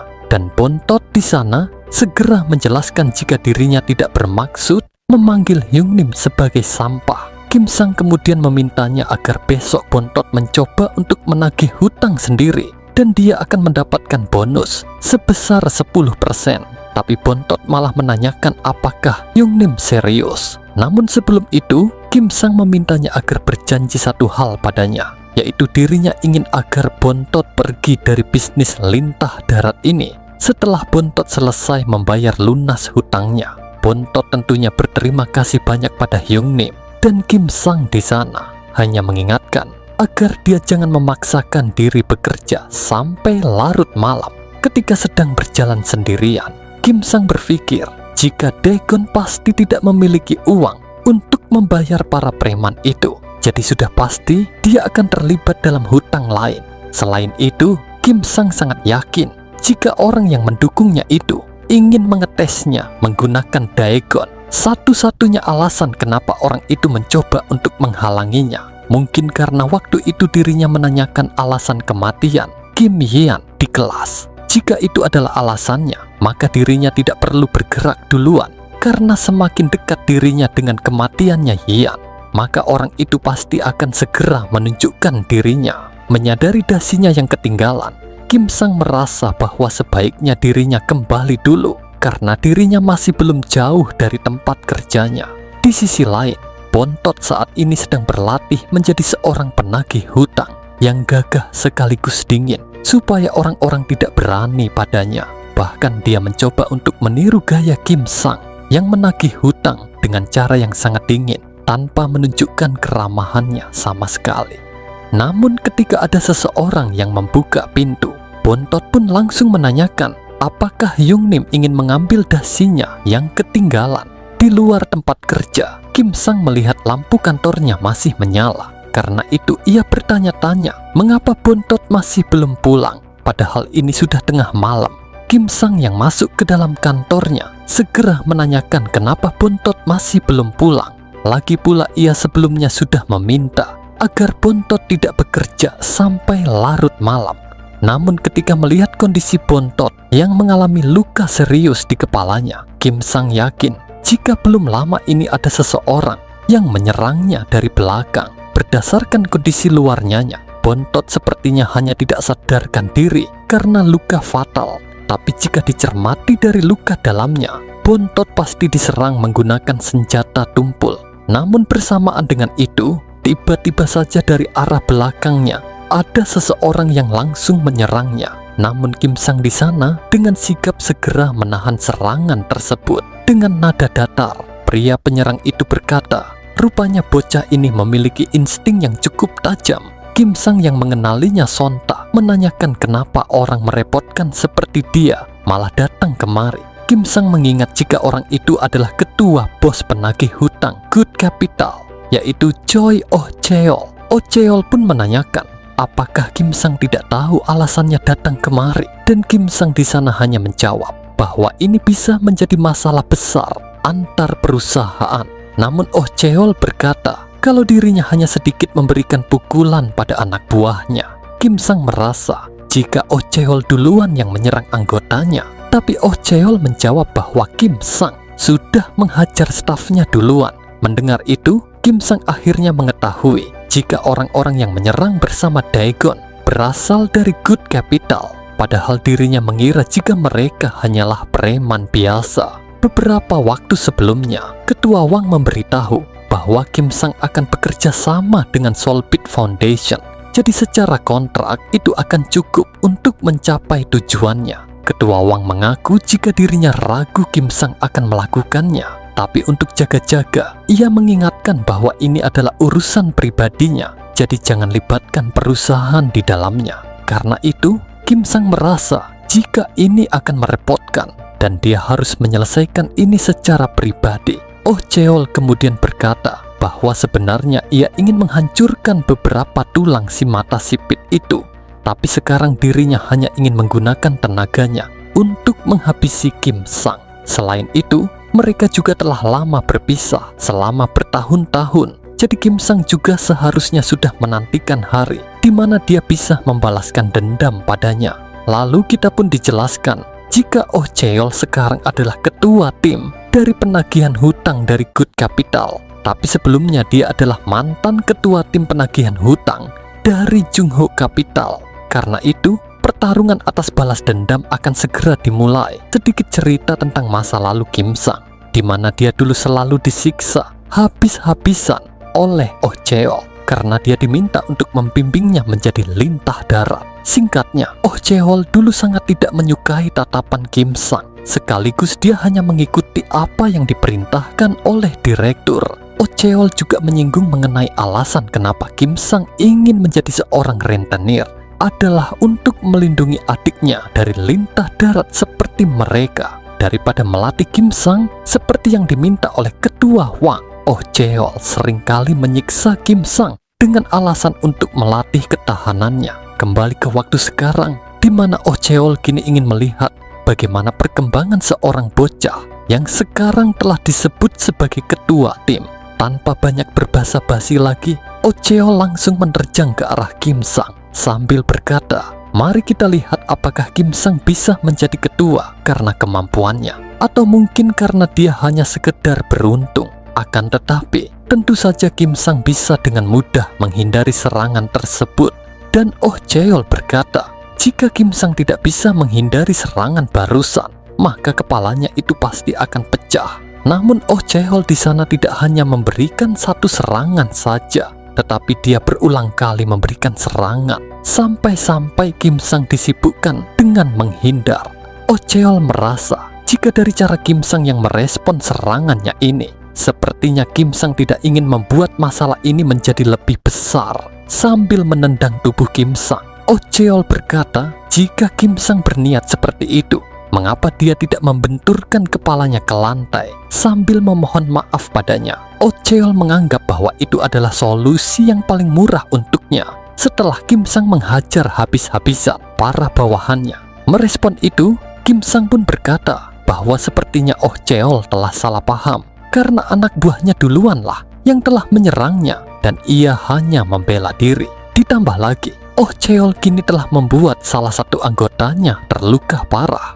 Jadi tidak masuk akal jika dirinya yang harus bersujud meminta maaf. Mendengar itu, Oh Cheol tentunya berkata bahwa sepertinya kepala Kim Sang yang keras itu masih belum berubah. Bahkan Kim Sang juga selalu menolak perintah darinya sejak dulu. Oh Cheol merasa jika wajah Kim Sang yang seperti itu selalu membuatnya emosi dan dia selalu menuruti perintah Pak Tua itu dan orang lain, tapi selalu menolak perintah darinya. Sambil mengayunkan palunya secara brutal, Oh Cheol berkata jika ini adalah kesempatan yang sempurna untuk memberikan Kim Sang pelajaran tanpa belas kasih. Namun dalam pikirannya Kim Sang saat ini, ia pun merasa jika dirinya tidak memiliki banyak waktu untuk meladeni Oh Cheol karena nyawa bontot sekarang ini sedang terancam. Oh Cheol yang menyadari itu segera bertanya mengapa Kim Sang masih mengkhawatirkan anak buahnya dan apakah dirinya ini adalah lawan yang bisa diremehkan. Oh Cheol pun mengingatkan jika Kim Sang dia tidak serius melawannya, maka dia dan bawahannya itu akan dirinya kirim ke neraka bersama-sama. Kim Sang yang berhasil mendapatkan celah, ia pun langsung mencoba untuk menyerang balik Oh Cheol.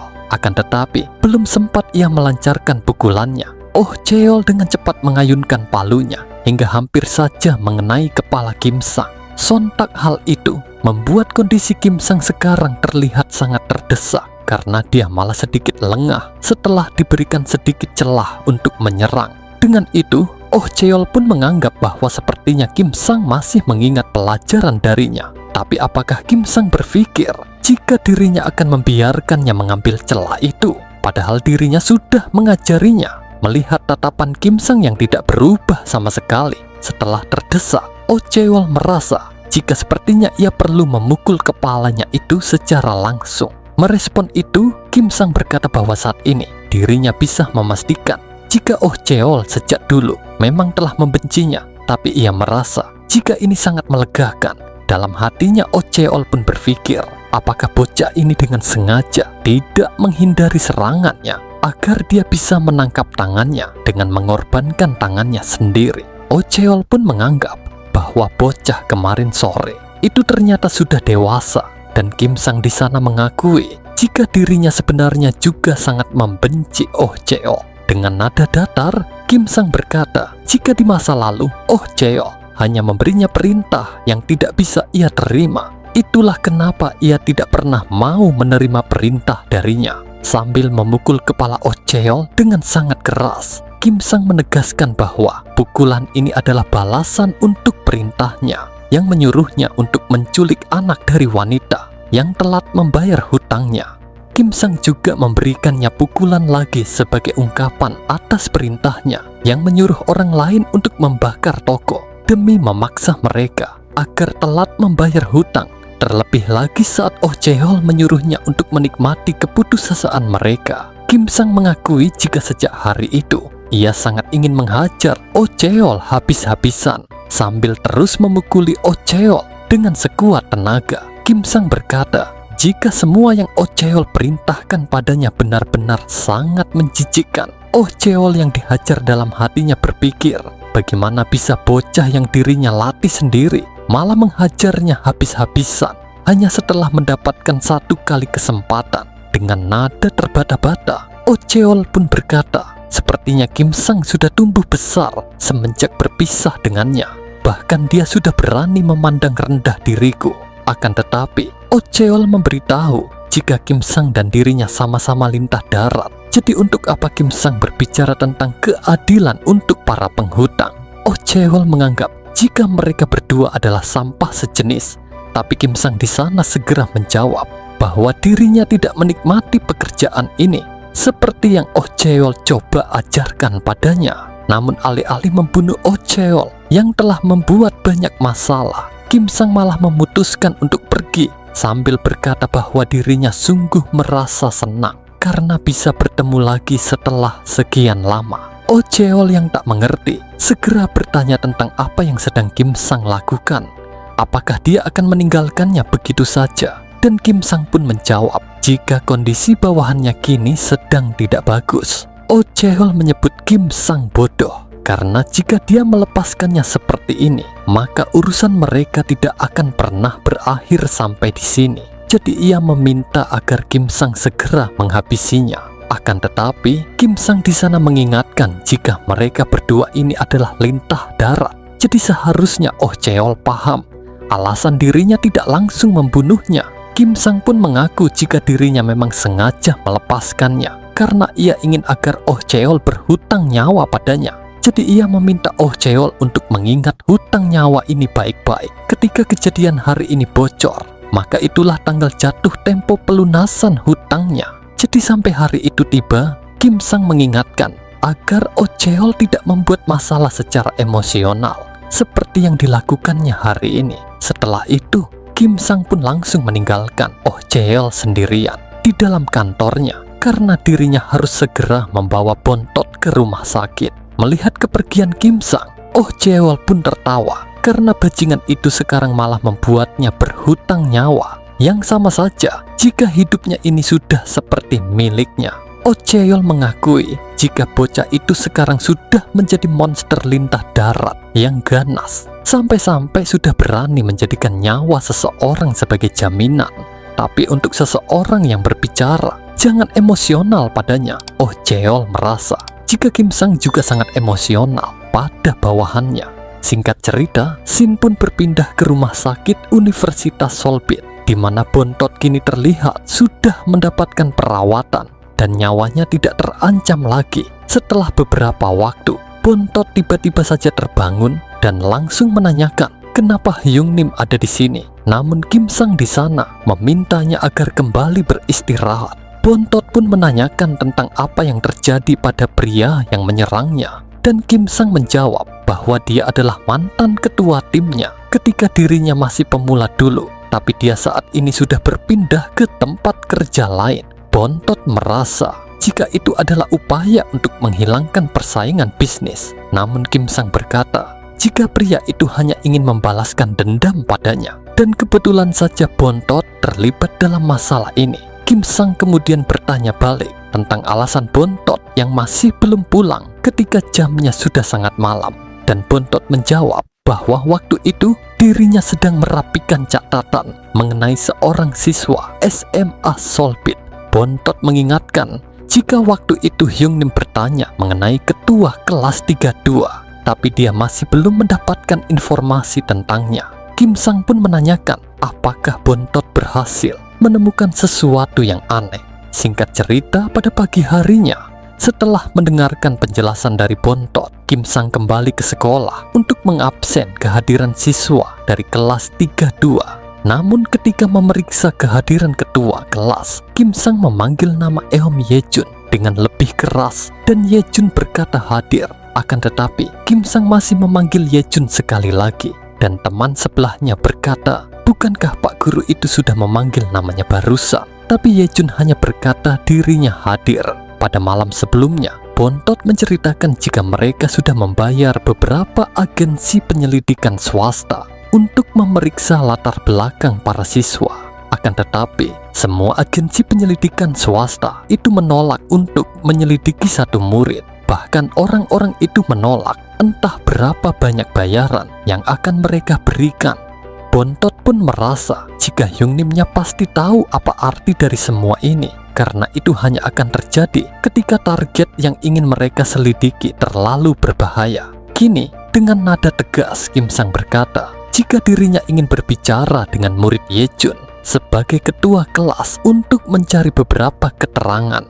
Kim Sang yakin bahwa pasti ada sesuatu yang mencurigakan dari murid ini, jadi dirinya akan memastikannya dengan mata kepala sendiri. Beberapa waktu sebelumnya di tempat rumah duka Pyongan, Kim Sang pun bertemu dengan Soyeon dan berterima kasih padanya karena masih sempat mengunjungi adiknya. Lalu ia bertanya, apakah Daegon sudah membayar lunas hutangnya? Soyeon menjawab bahwa Daegon belum membayar hutangnya sama sekali. Dan Kim Sang pun memintanya menunggu karena dirinya akan memastikan orang itu akan membayarnya.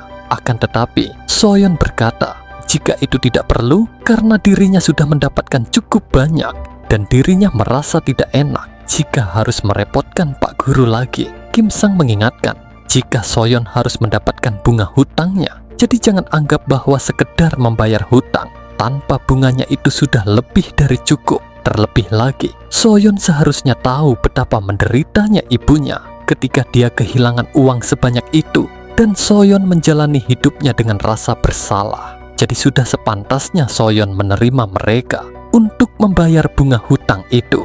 Kim Sang memintanya agar tidak perlu sungkan untuk menerima bunga itu, karena itu adalah imbalan atas penderitaan yang telah mereka lakukan padanya. Mendengar itu, dalam hatinya Soyeon pun berpikir, jika Pak Guru terus saja berbicara sesuatu yang sulit untuk dipahami. Namun ada satu hal yang pasti, yaitu Pak Guru ini bukanlah orang yang jahat. Soyeon kemudian berterima kasih pada Pak Guru, tapi dirinya merasa jika imbalan yang dirinya terima sudah lebih cukup dan dirinya sudah merasa sangat puas. Kim Sang tentunya tidak akan memaksanya dan menghargai pilihan itu, tapi jika Soyeon berubah pikiran, maka katakan saja kalau dia membutuhkan bantuannya, karena urusannya dengan Soyeon dan Daegon telah selesai. Kim Sang berpikir jika saat ini adalah waktunya untuk mencari para bajingan itu. Kembali ke waktu sekarang, di mana Kim Sang mengajak Yejun untuk pergi ke ruangan BK, karena ada beberapa hal yang harus dirinya tanyakan.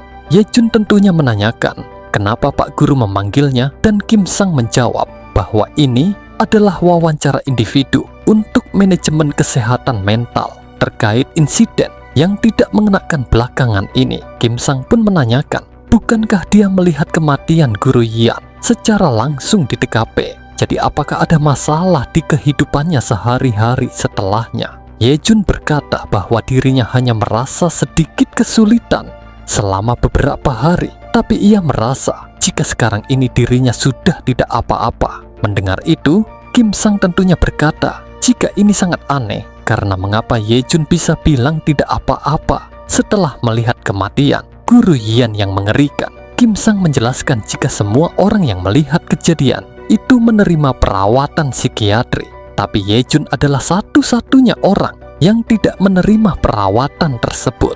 Dengan santai Yejun malah bertanya, memangnya apa yang aneh dengan itu? Dan Kim Sang pun langsung menanyakan apa maksudnya. Yejun merasa bahwa seharusnya Pak Guru bersyukur karena dirinya baik-baik saja. Lagi pula jika ketua kelas seperti dirinya terguncang, maka anak-anak yang lain juga akan ikut terpengaruh. Sembari tersenyum aneh, Yejun pun berharap agar Pak Guru menulis sesi konseling ini dengan tulisan, jika dirinya hanya sedikit mengalami kesulitan, tapi belakangan ini sudah bisa mengatasinya. Merespon itu, Kim Sang kemudian dengan serius berkata, jika dirinya akan terus terang bahwa penyebab kematian Guru Yan berada di kelas 32 dan orang yang paling ia curigai adalah Yejun. Yejun pun menanyakan kenapa Pak Guru mencurigainya, tapi Kim Sang menjawab bahwa ini hanya kecurigaan semata karena Yejun adalah ketua kelas yang seharusnya paling dekat dengan Guru Yan. Namun belum sempat Kim Sang menjelaskan semuanya, Yejun malah memegang tangan Kim Sang sambil berkata jika dirinya merasa sangat kehilangan setelah Guru Yan tiada. Yejun berkata bahwa dirinya merasa tidak apa-apa jika Pak Guru menuduhnya, tapi dirinya berharap agar Pak Guru menangkap pelaku sebenarnya yang telah membuat Guru Yan bunuh diri. Setelah itu, Kim Sang pun membiarkan Yejun untuk kembali ke ruangan kelas, dan Yejun di sana kembali mengingatkan jika dirinya harap penyelidikan Pak Guru berhasil. Menjawab itu, Kim Sang pun memintanya untuk menjaga diri baik-baik karena mulai dari sekarang mereka mungkin akan sering bertemu. Namun ketika sedang berjalan sendirian di lorong, Yejun masih mengingat apa yang dikatakan oleh Guru Kim Sang mengenai kematian Guru Kim Ian yang mengerikan. Bagi Yejun yang melihat Guru Yan mati mengenaskan di hadapannya, dirinya tidak merasakan reaksi apapun, entah itu terkejut maupun semacamnya. Namun ketika melihat ada satu orang yang muncul bertepatan dengan kematian Guru Yan, itu malah membuatnya lebih tertarik dengan ekspresi wajahnya. Melihat wajah seseorang yang putus asa dan penuh dengan rasa kehilangan itu membuat hati Yejun berdebar dengan sangat kencang, karena ini adalah sesuatu yang sangat menyenangkan baginya. Sementara itu, dalam hatinya Kim Sang berpikir bahwa tangan Yejun sebelumnya tidak ada tanda-tanda gemetaran sedikit pun. Meskipun Kim Sang baru mengetahuinya baru-baru ini, tapi tangan seseorang yang benar-benar putus asa tidak akan pernah begitu. Kim Sang sangat yakin bahwa pasti ada sesuatu yang salah mengenai bocah itu, dan dirinya pasti akan segera melepaskan topeng busuknya dan mengungkapkan identitas yang sebenarnya. Kim Sang berharap agar Yian bersabar sedikit lebih lama lagi, karena dirinya akan membuat orang-orang yang membuatnya mati masuk ke neraka terdalam.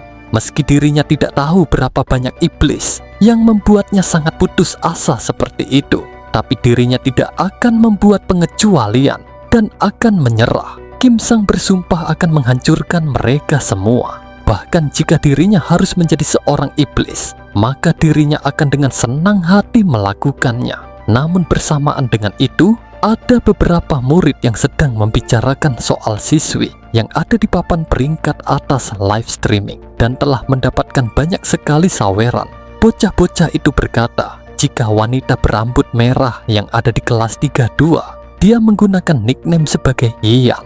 Padahal sudah jelas itu bukanlah namanya. Para murid itu juga tahu bahwa wanita itu dengan sengaja menggunakan nama guru Yian yang telah mati. Terlebih lagi, dia sudah cukup lama menggunakannya. Mendengar itu, Kim Sang pun akhirnya menemukan iblis lain yang harus dirinya incar.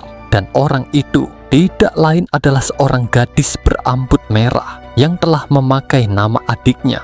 Kemudian, scene pun berpindah memperlihatkan siaran langsung para wanita penghibur, di mana murid SMA yang sedang menggunakan nama guru Yian sedang tampil.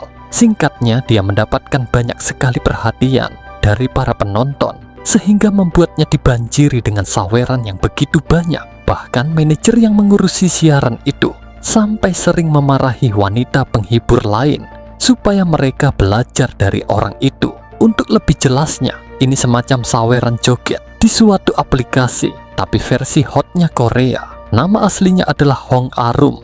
Nilai akademiknya sangat rendah, tetapi hubungannya dengan temannya sangatlah baik.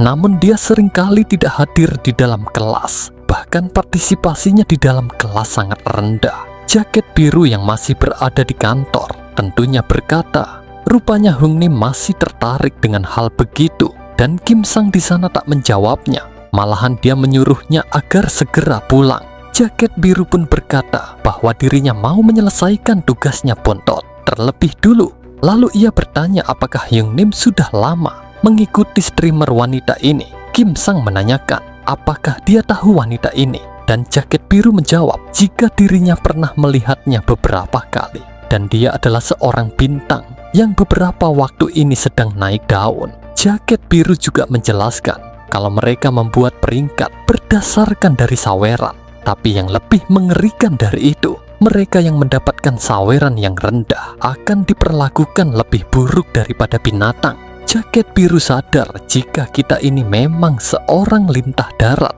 tapi orang semacam mereka lebih mirip seperti nyamuk penghisap darah, dan mereka akan melakukan apa saja asalkan diberikan uang. Kim Sang menanyakan apakah dia akan menjawab pertanyaan jika dirinya menyawernya. Dan jaket biru pun langsung bertanya, apakah tipe wanita Hyung Nim seperti ini?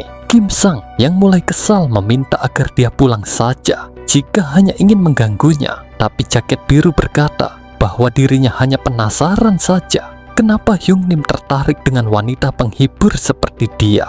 Namun ketika melihat donasi yang diberikan oleh Kim Sang, jaket biru tentunya sangat terkejut karena dia memberikan 10.000 hati. Hal itu sontak membuat si manajer sekaligus wanita penghibur lainnya sangat terkejut karena orang yang menyawer itu benar-benar sangat gila. Hong Arum yang senang tentunya langsung menanyakan pertanyaan apa yang ingin dia tanyakan.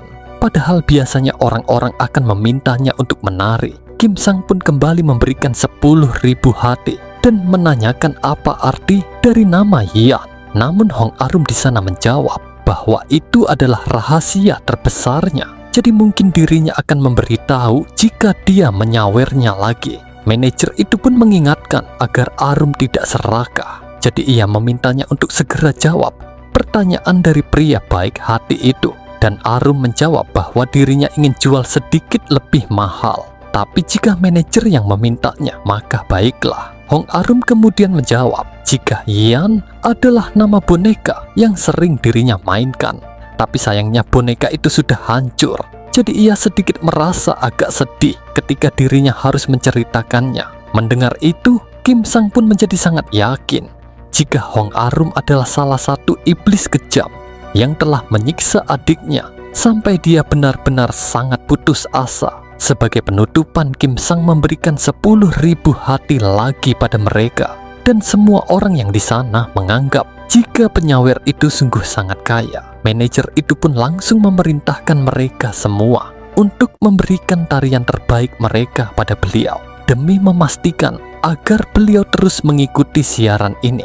Hong Arum sendiri merasa jika pesan itu agak aneh, tapi dia memutuskan untuk tidak peduli padanya karena yang terpenting dirinya bisa mendapatkan uang yang begitu banyak. Akan tetapi, Hong Arum tidak sadar kalau 10.000 hati yang baru saja dikirimkan itu adalah tiket menuju neraka yang akan segera dia terima. Kim Sang akhirnya telah menemukan salah satu iblis busuk yang telah membuat adiknya bundir.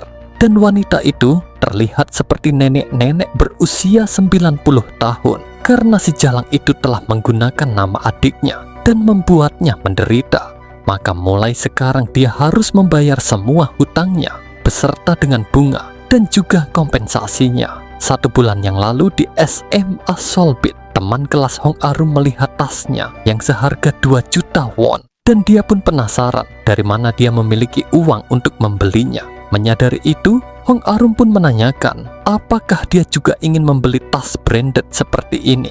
Dan Hyeon temannya menjawab jika tas seperti itu terlalu mahal untuknya. Hyeon kemudian menanyakan apakah orang tua Arum itu kaya raya. Tapi Arum menjawab bahwa orang tuanya sangat miskin dan dirinya membeli tas ini dengan jerih payahnya sendiri.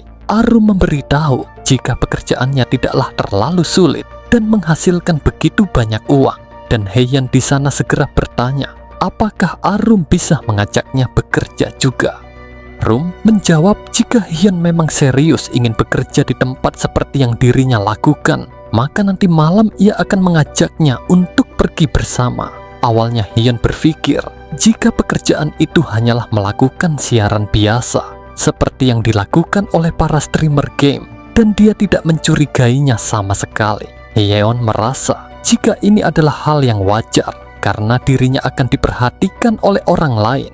Jadi ia hanya mengikuti saran Arum agar dirinya terlihat lebih menarik. Namun setelah masuk ke dalam ruangan siaran yang penuh dengan lampu kerlap-kerlip, Hyeon pun akhirnya menyadari jika itu adalah siaran yang menjual tubuh mereka hanya demi saweran semata. Setiap kali penonton memberikan hati, streamer yang ditunjuk harus memberikan reaksi yang pantas untuk permintaannya. Dan semakin besar jumlahnya, maka reaksi yang diberikan juga akan semakin membesar.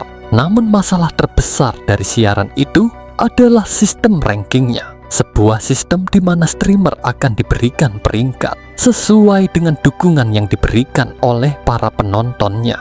Penghasilan yang bisa didapatkan serta posisi di siaran akan ditentukan melalui sistem tersebut. Jadi para streamer akan memberikan reaksi yang lebih heboh supaya siaran mereka berjalan dengan baik. Hyeon pun merasa jika dirinya tidak bisa masuk ke dalam pekerjaan kerlap-kerlip itu, tapi dia sudah terlanjur masuk gara-gara asal ikut dengan Arum. Karena Hyeon adalah pendatang baru yang diajak oleh Arum. Manajer itu pun tidak tahu harus berbuat apa padanya. Dan gara-gara Hyeon, siaran mereka menjadi agak menurun. Mendengar itu, Arum segera menanyakan tentang berapa banyak hati yang didapatkan oleh temannya hari ini. Padahal dirinya sudah membawakan seorang teman yang cantik. Manajer itu berkata jika Hyeon tidaklah berguna. Bahkan sepertinya dia tidak tahu apa-apa tentang industri yang sedang dia masuki ini. Meskipun merasa berat hati, tapi manajer itu masih memberikan gaji pada Hyeon karena dia adalah temannya Arum. Awalnya Hyeon berpikir palingan dirinya hanya mendapatkan 100.000 won karena dirinya tidak bisa bekerja dengan baik. Namun ketika ia melihat jika jumlahnya adalah 1 juta won, matanya pun langsung terbuka lebar. Tanpa tahu dari mana uang itu berasal, Hyeon yang tadinya ingin berhenti sekarang malah ingin terus lanjut dan mulai menggunakan uang itu dengan boros. Hyeon tidak merasa curiga sama sekali dengan uang sebanyak itu. Bahkan dia terus mempercayai apa yang dikatakan oleh Arum padanya. Namun saat adanya seseorang menanyakan arti dari nama Hyeon, Hyeon baru menyadari ada sesuatu yang tidak pernah dirinya pikirkan. Hyeon yakin bahwa ini bukanlah sebuah kebetulan belaka. Jika nickname Arum dengan nama guru Hyeon itu sama, dan mungkin dirinya akan dijadikan sebagai bonekanya Hong Arum, Hyeon merasa bahwa dirinya harus secepatnya keluar dari industri ini. Tapi Hong Arum yang tahu mengingatkan jika Hyeon tidak akan bisa keluar dari industri ini. Arum memberitahu jika hutang Hyeon itu sangatlah banyak. Arum menjelaskan bahwa bayaran pertama yang diberikan oleh manajer itu adalah investasi untuk membesarkan namanya. Mengetahui itu, Hyeon tentunya berkata bahwa Arum tidak pernah membicarakan apapun mengenai itu. Tapi Arum di sana beralasan jika Hyeon sendiri tidak bertanya mengenai itu. Arum mengingatkan, apakah Hyeon sudah lupa dengan apa yang terjadi pada guru jalang yang sok suci itu? Dan apakah dia mau bernasib sama seperti dia? Arum tahu jika Hyeon pasti tidak menyukai situasi ini, tapi dia tidak akan bisa keluar dari dalam industri ini sebelum dia bisa melunasi semua hutangnya. Sambil menampar Hyeon, wanita jalang itu meminta agar Hyeon tidak perlu khawatir karena dirinya akan membantu supaya dia bisa melunasi hutangnya dengan cepat. Kemudian, scene pun kembali ke siaran kerlap-kerlip di mana para wanita penghibur sedang menunggu saweran agar mereka bisa menaikkan peringkat mereka. Mumpung siarannya baru dibuka dan belum ada antrian, Arum pun berkata bahwa dirinya ingin memberikan kesempatan pada temannya karena dia sering berada di peringkat terakhir. Arum mengklaim bahwa Hyeon akan melakukan kencan makan yang intim bagi opa yang memberikan hadiah paling banyak pada Hyeon. Dan hal itu sontak membuat Hyeon menjadi sangat terkejut. Meskipun Hyeon tidak tahu apa yang dimaksud dengan kencan makan itu, tapi reaksi para penonton lebih heboh daripada dugaannya. Dan Hyeon pun penasaran kenapa mereka bisa sangat antusias. Ketika Hyeon menanyakan apa itu kencan malam, Arum hanya memberitahu jika itu hanya sekedar bertemu dan makan bersama dengan seorang penggemar beratnya. Hyeon yang masih penasaran bertanya mengapa mereka mau mengeluarkan banyak uang hanya untuk itu, dan Arum pun menjawab bahwa itu karena Hyeon sekarang sudah menjadi artis, jadi dia harus terbiasa dengan ini. Mendengar penjelasan itu, Hyeon mencoba untuk percaya saja dengan ucapan Arum. Tapi ketika dia datang ke tempat pertemuannya, rupanya di sana hanya ada motel dan juga bar. Tak lama kemudian, seorang pria bertubuh gemuk dengan wajah yang mencurigakan datang mendekatinya. Hyeon pun akhirnya sadar bahwa ada sesuatu yang tidak beres dengan kencan makan malam ini. Dalam hatinya Hyeon merasa bahwa dirinya bisa mencium sesuatu yang aneh dari pria itu. Lalu tanpa banyak basa-basi, pria itu pun memberitahu jika dirinya sudah memesan kamar set keluarga, jadi mereka bisa melakukannya di sana. Sontak Hyeon di sana langsung menolak keras jika dirinya harus makan dengannya. Tapi pria itu berkata bahwa Hyeon tidak boleh menolaknya. Pria itu kemudian memberitahu jika dirinya sudah meminjam uang ke banyak orang. Bahkan dirinya juga sampai mencuri uang dari dompet ibunya. Karena Hyeon yang terus menolaknya, pria itu mengancam bahwa dirinya akan melaporkan Hyeon atas tuduhan penipuan. Dan dirinya akan menuntut supaya Hyeon mengganti seluruh uangnya. Mendengar itu, tentu saja Hyeon menjadi sangat terguncang. Singkat cerita, Hyeon pun sekarang sedang melayangkan protes karena Arum tidak memberitahunya jika kencan makan itu hanyalah gedok untuk melakukan kencan mesum. Akan tetapi, Arum malah menjawab bahwa Hyeon sendiri sudah menikmati uang itu. Jadi kenapa dia mengeluh hanya karena berkencan jorok dengan orang yang jelek? Arum mengingatkan jika seharusnya Hyeon berterima kasih padanya karena sekarang dia bisa mulai mencicil hutangnya. Jadi kenapa dia marah padanya hanya karena mendapatkan pria jelek seperti itu? Dengan nada merendahkan, Arum pun bertanya, kapan lagi Hyeon bisa mendapatkan gaji yang setara dengan UMR hanya dalam semalam? Jadi ini adalah cara yang paling mudah dan juga tidak merepotkan. Arum juga memberitahu jika Hyeon harus segera kembali mengikuti siaran karena dia juga harus menghasilkan lebih banyak uang agar bisa membayar lunas hutangnya. Hyeon pun akhirnya sadar jika dirinya tidak akan bisa lepas dari kekangan iblis kejam yang bernama Hong Arum, dan dirinya sekarang sudah dijadikan boneka barunya. Tak lama kemudian, manajer Kim Tae-kyom dan penanggung jawab umum yaitu Lee Hon-chul datang sambil menanyakan kenapa Hyeon masih berada di sini. Hon-chul merasa jika seharusnya Hyeon bersyukur bisa berteman dengan Arum karena dia bisa menjadi seorang top ranking hanya dalam waktu beberapa bulan saja. Tae-kyom kemudian bertanya kenapa Hyeon masih belum bersiap, padahal dia harus mendapatkan hati dari para penonton. Tapi Hyeon di sana menjawab bahwa dirinya tidak mau ke sana lagi. Mendengar itu, Hon-chul pun merasa kesal dan bertanya mengapa Hyeon malah bilang seperti itu, dan apakah Hyeon menganggap bahwa uang yang dirinya keluarkan untuknya itu hanya agar dia bisa merengek seperti ini. Sembari mengangkat tubuh Hyeon, Hon-chul berkata bahwa Hyeon harus membalas jasa dari mereka. Jadi ia memintanya agar jangan sekali-kali mencoba kabur. Hyeon pun mencoba memberontak dan berteriak meminta tolong. Tapi Hon-chul di sana mengingatkan bahwa mereka bisa memperlakukannya secara kasar agar dia mau mengikuti mereka kembali. Saat kedua orang itu sedang sibuk ingin mengangkat Hyeon, tiba-tiba saja Kim Sang datang dan langsung meminta mereka berdua agar melepaskan wanita itu. Tae-kyom pun seketika bertanya-tanya tentang siapa orang itu, dan Hon-chul di sana meminta agar pria itu tidak sok-sokan menjadi pahlawan. Namun Hyeon di sana langsung menyadari jika pria itu adalah wali kelasnya. Sambil menunjukkan aura penuh intimidasi, Kim Sang pun kembali meminta agar mereka segera melepaskan wanita itu selagi dirinya masih meminta secara baik-baik. Dan dari situ cerita pun bersambung. Hehehehe.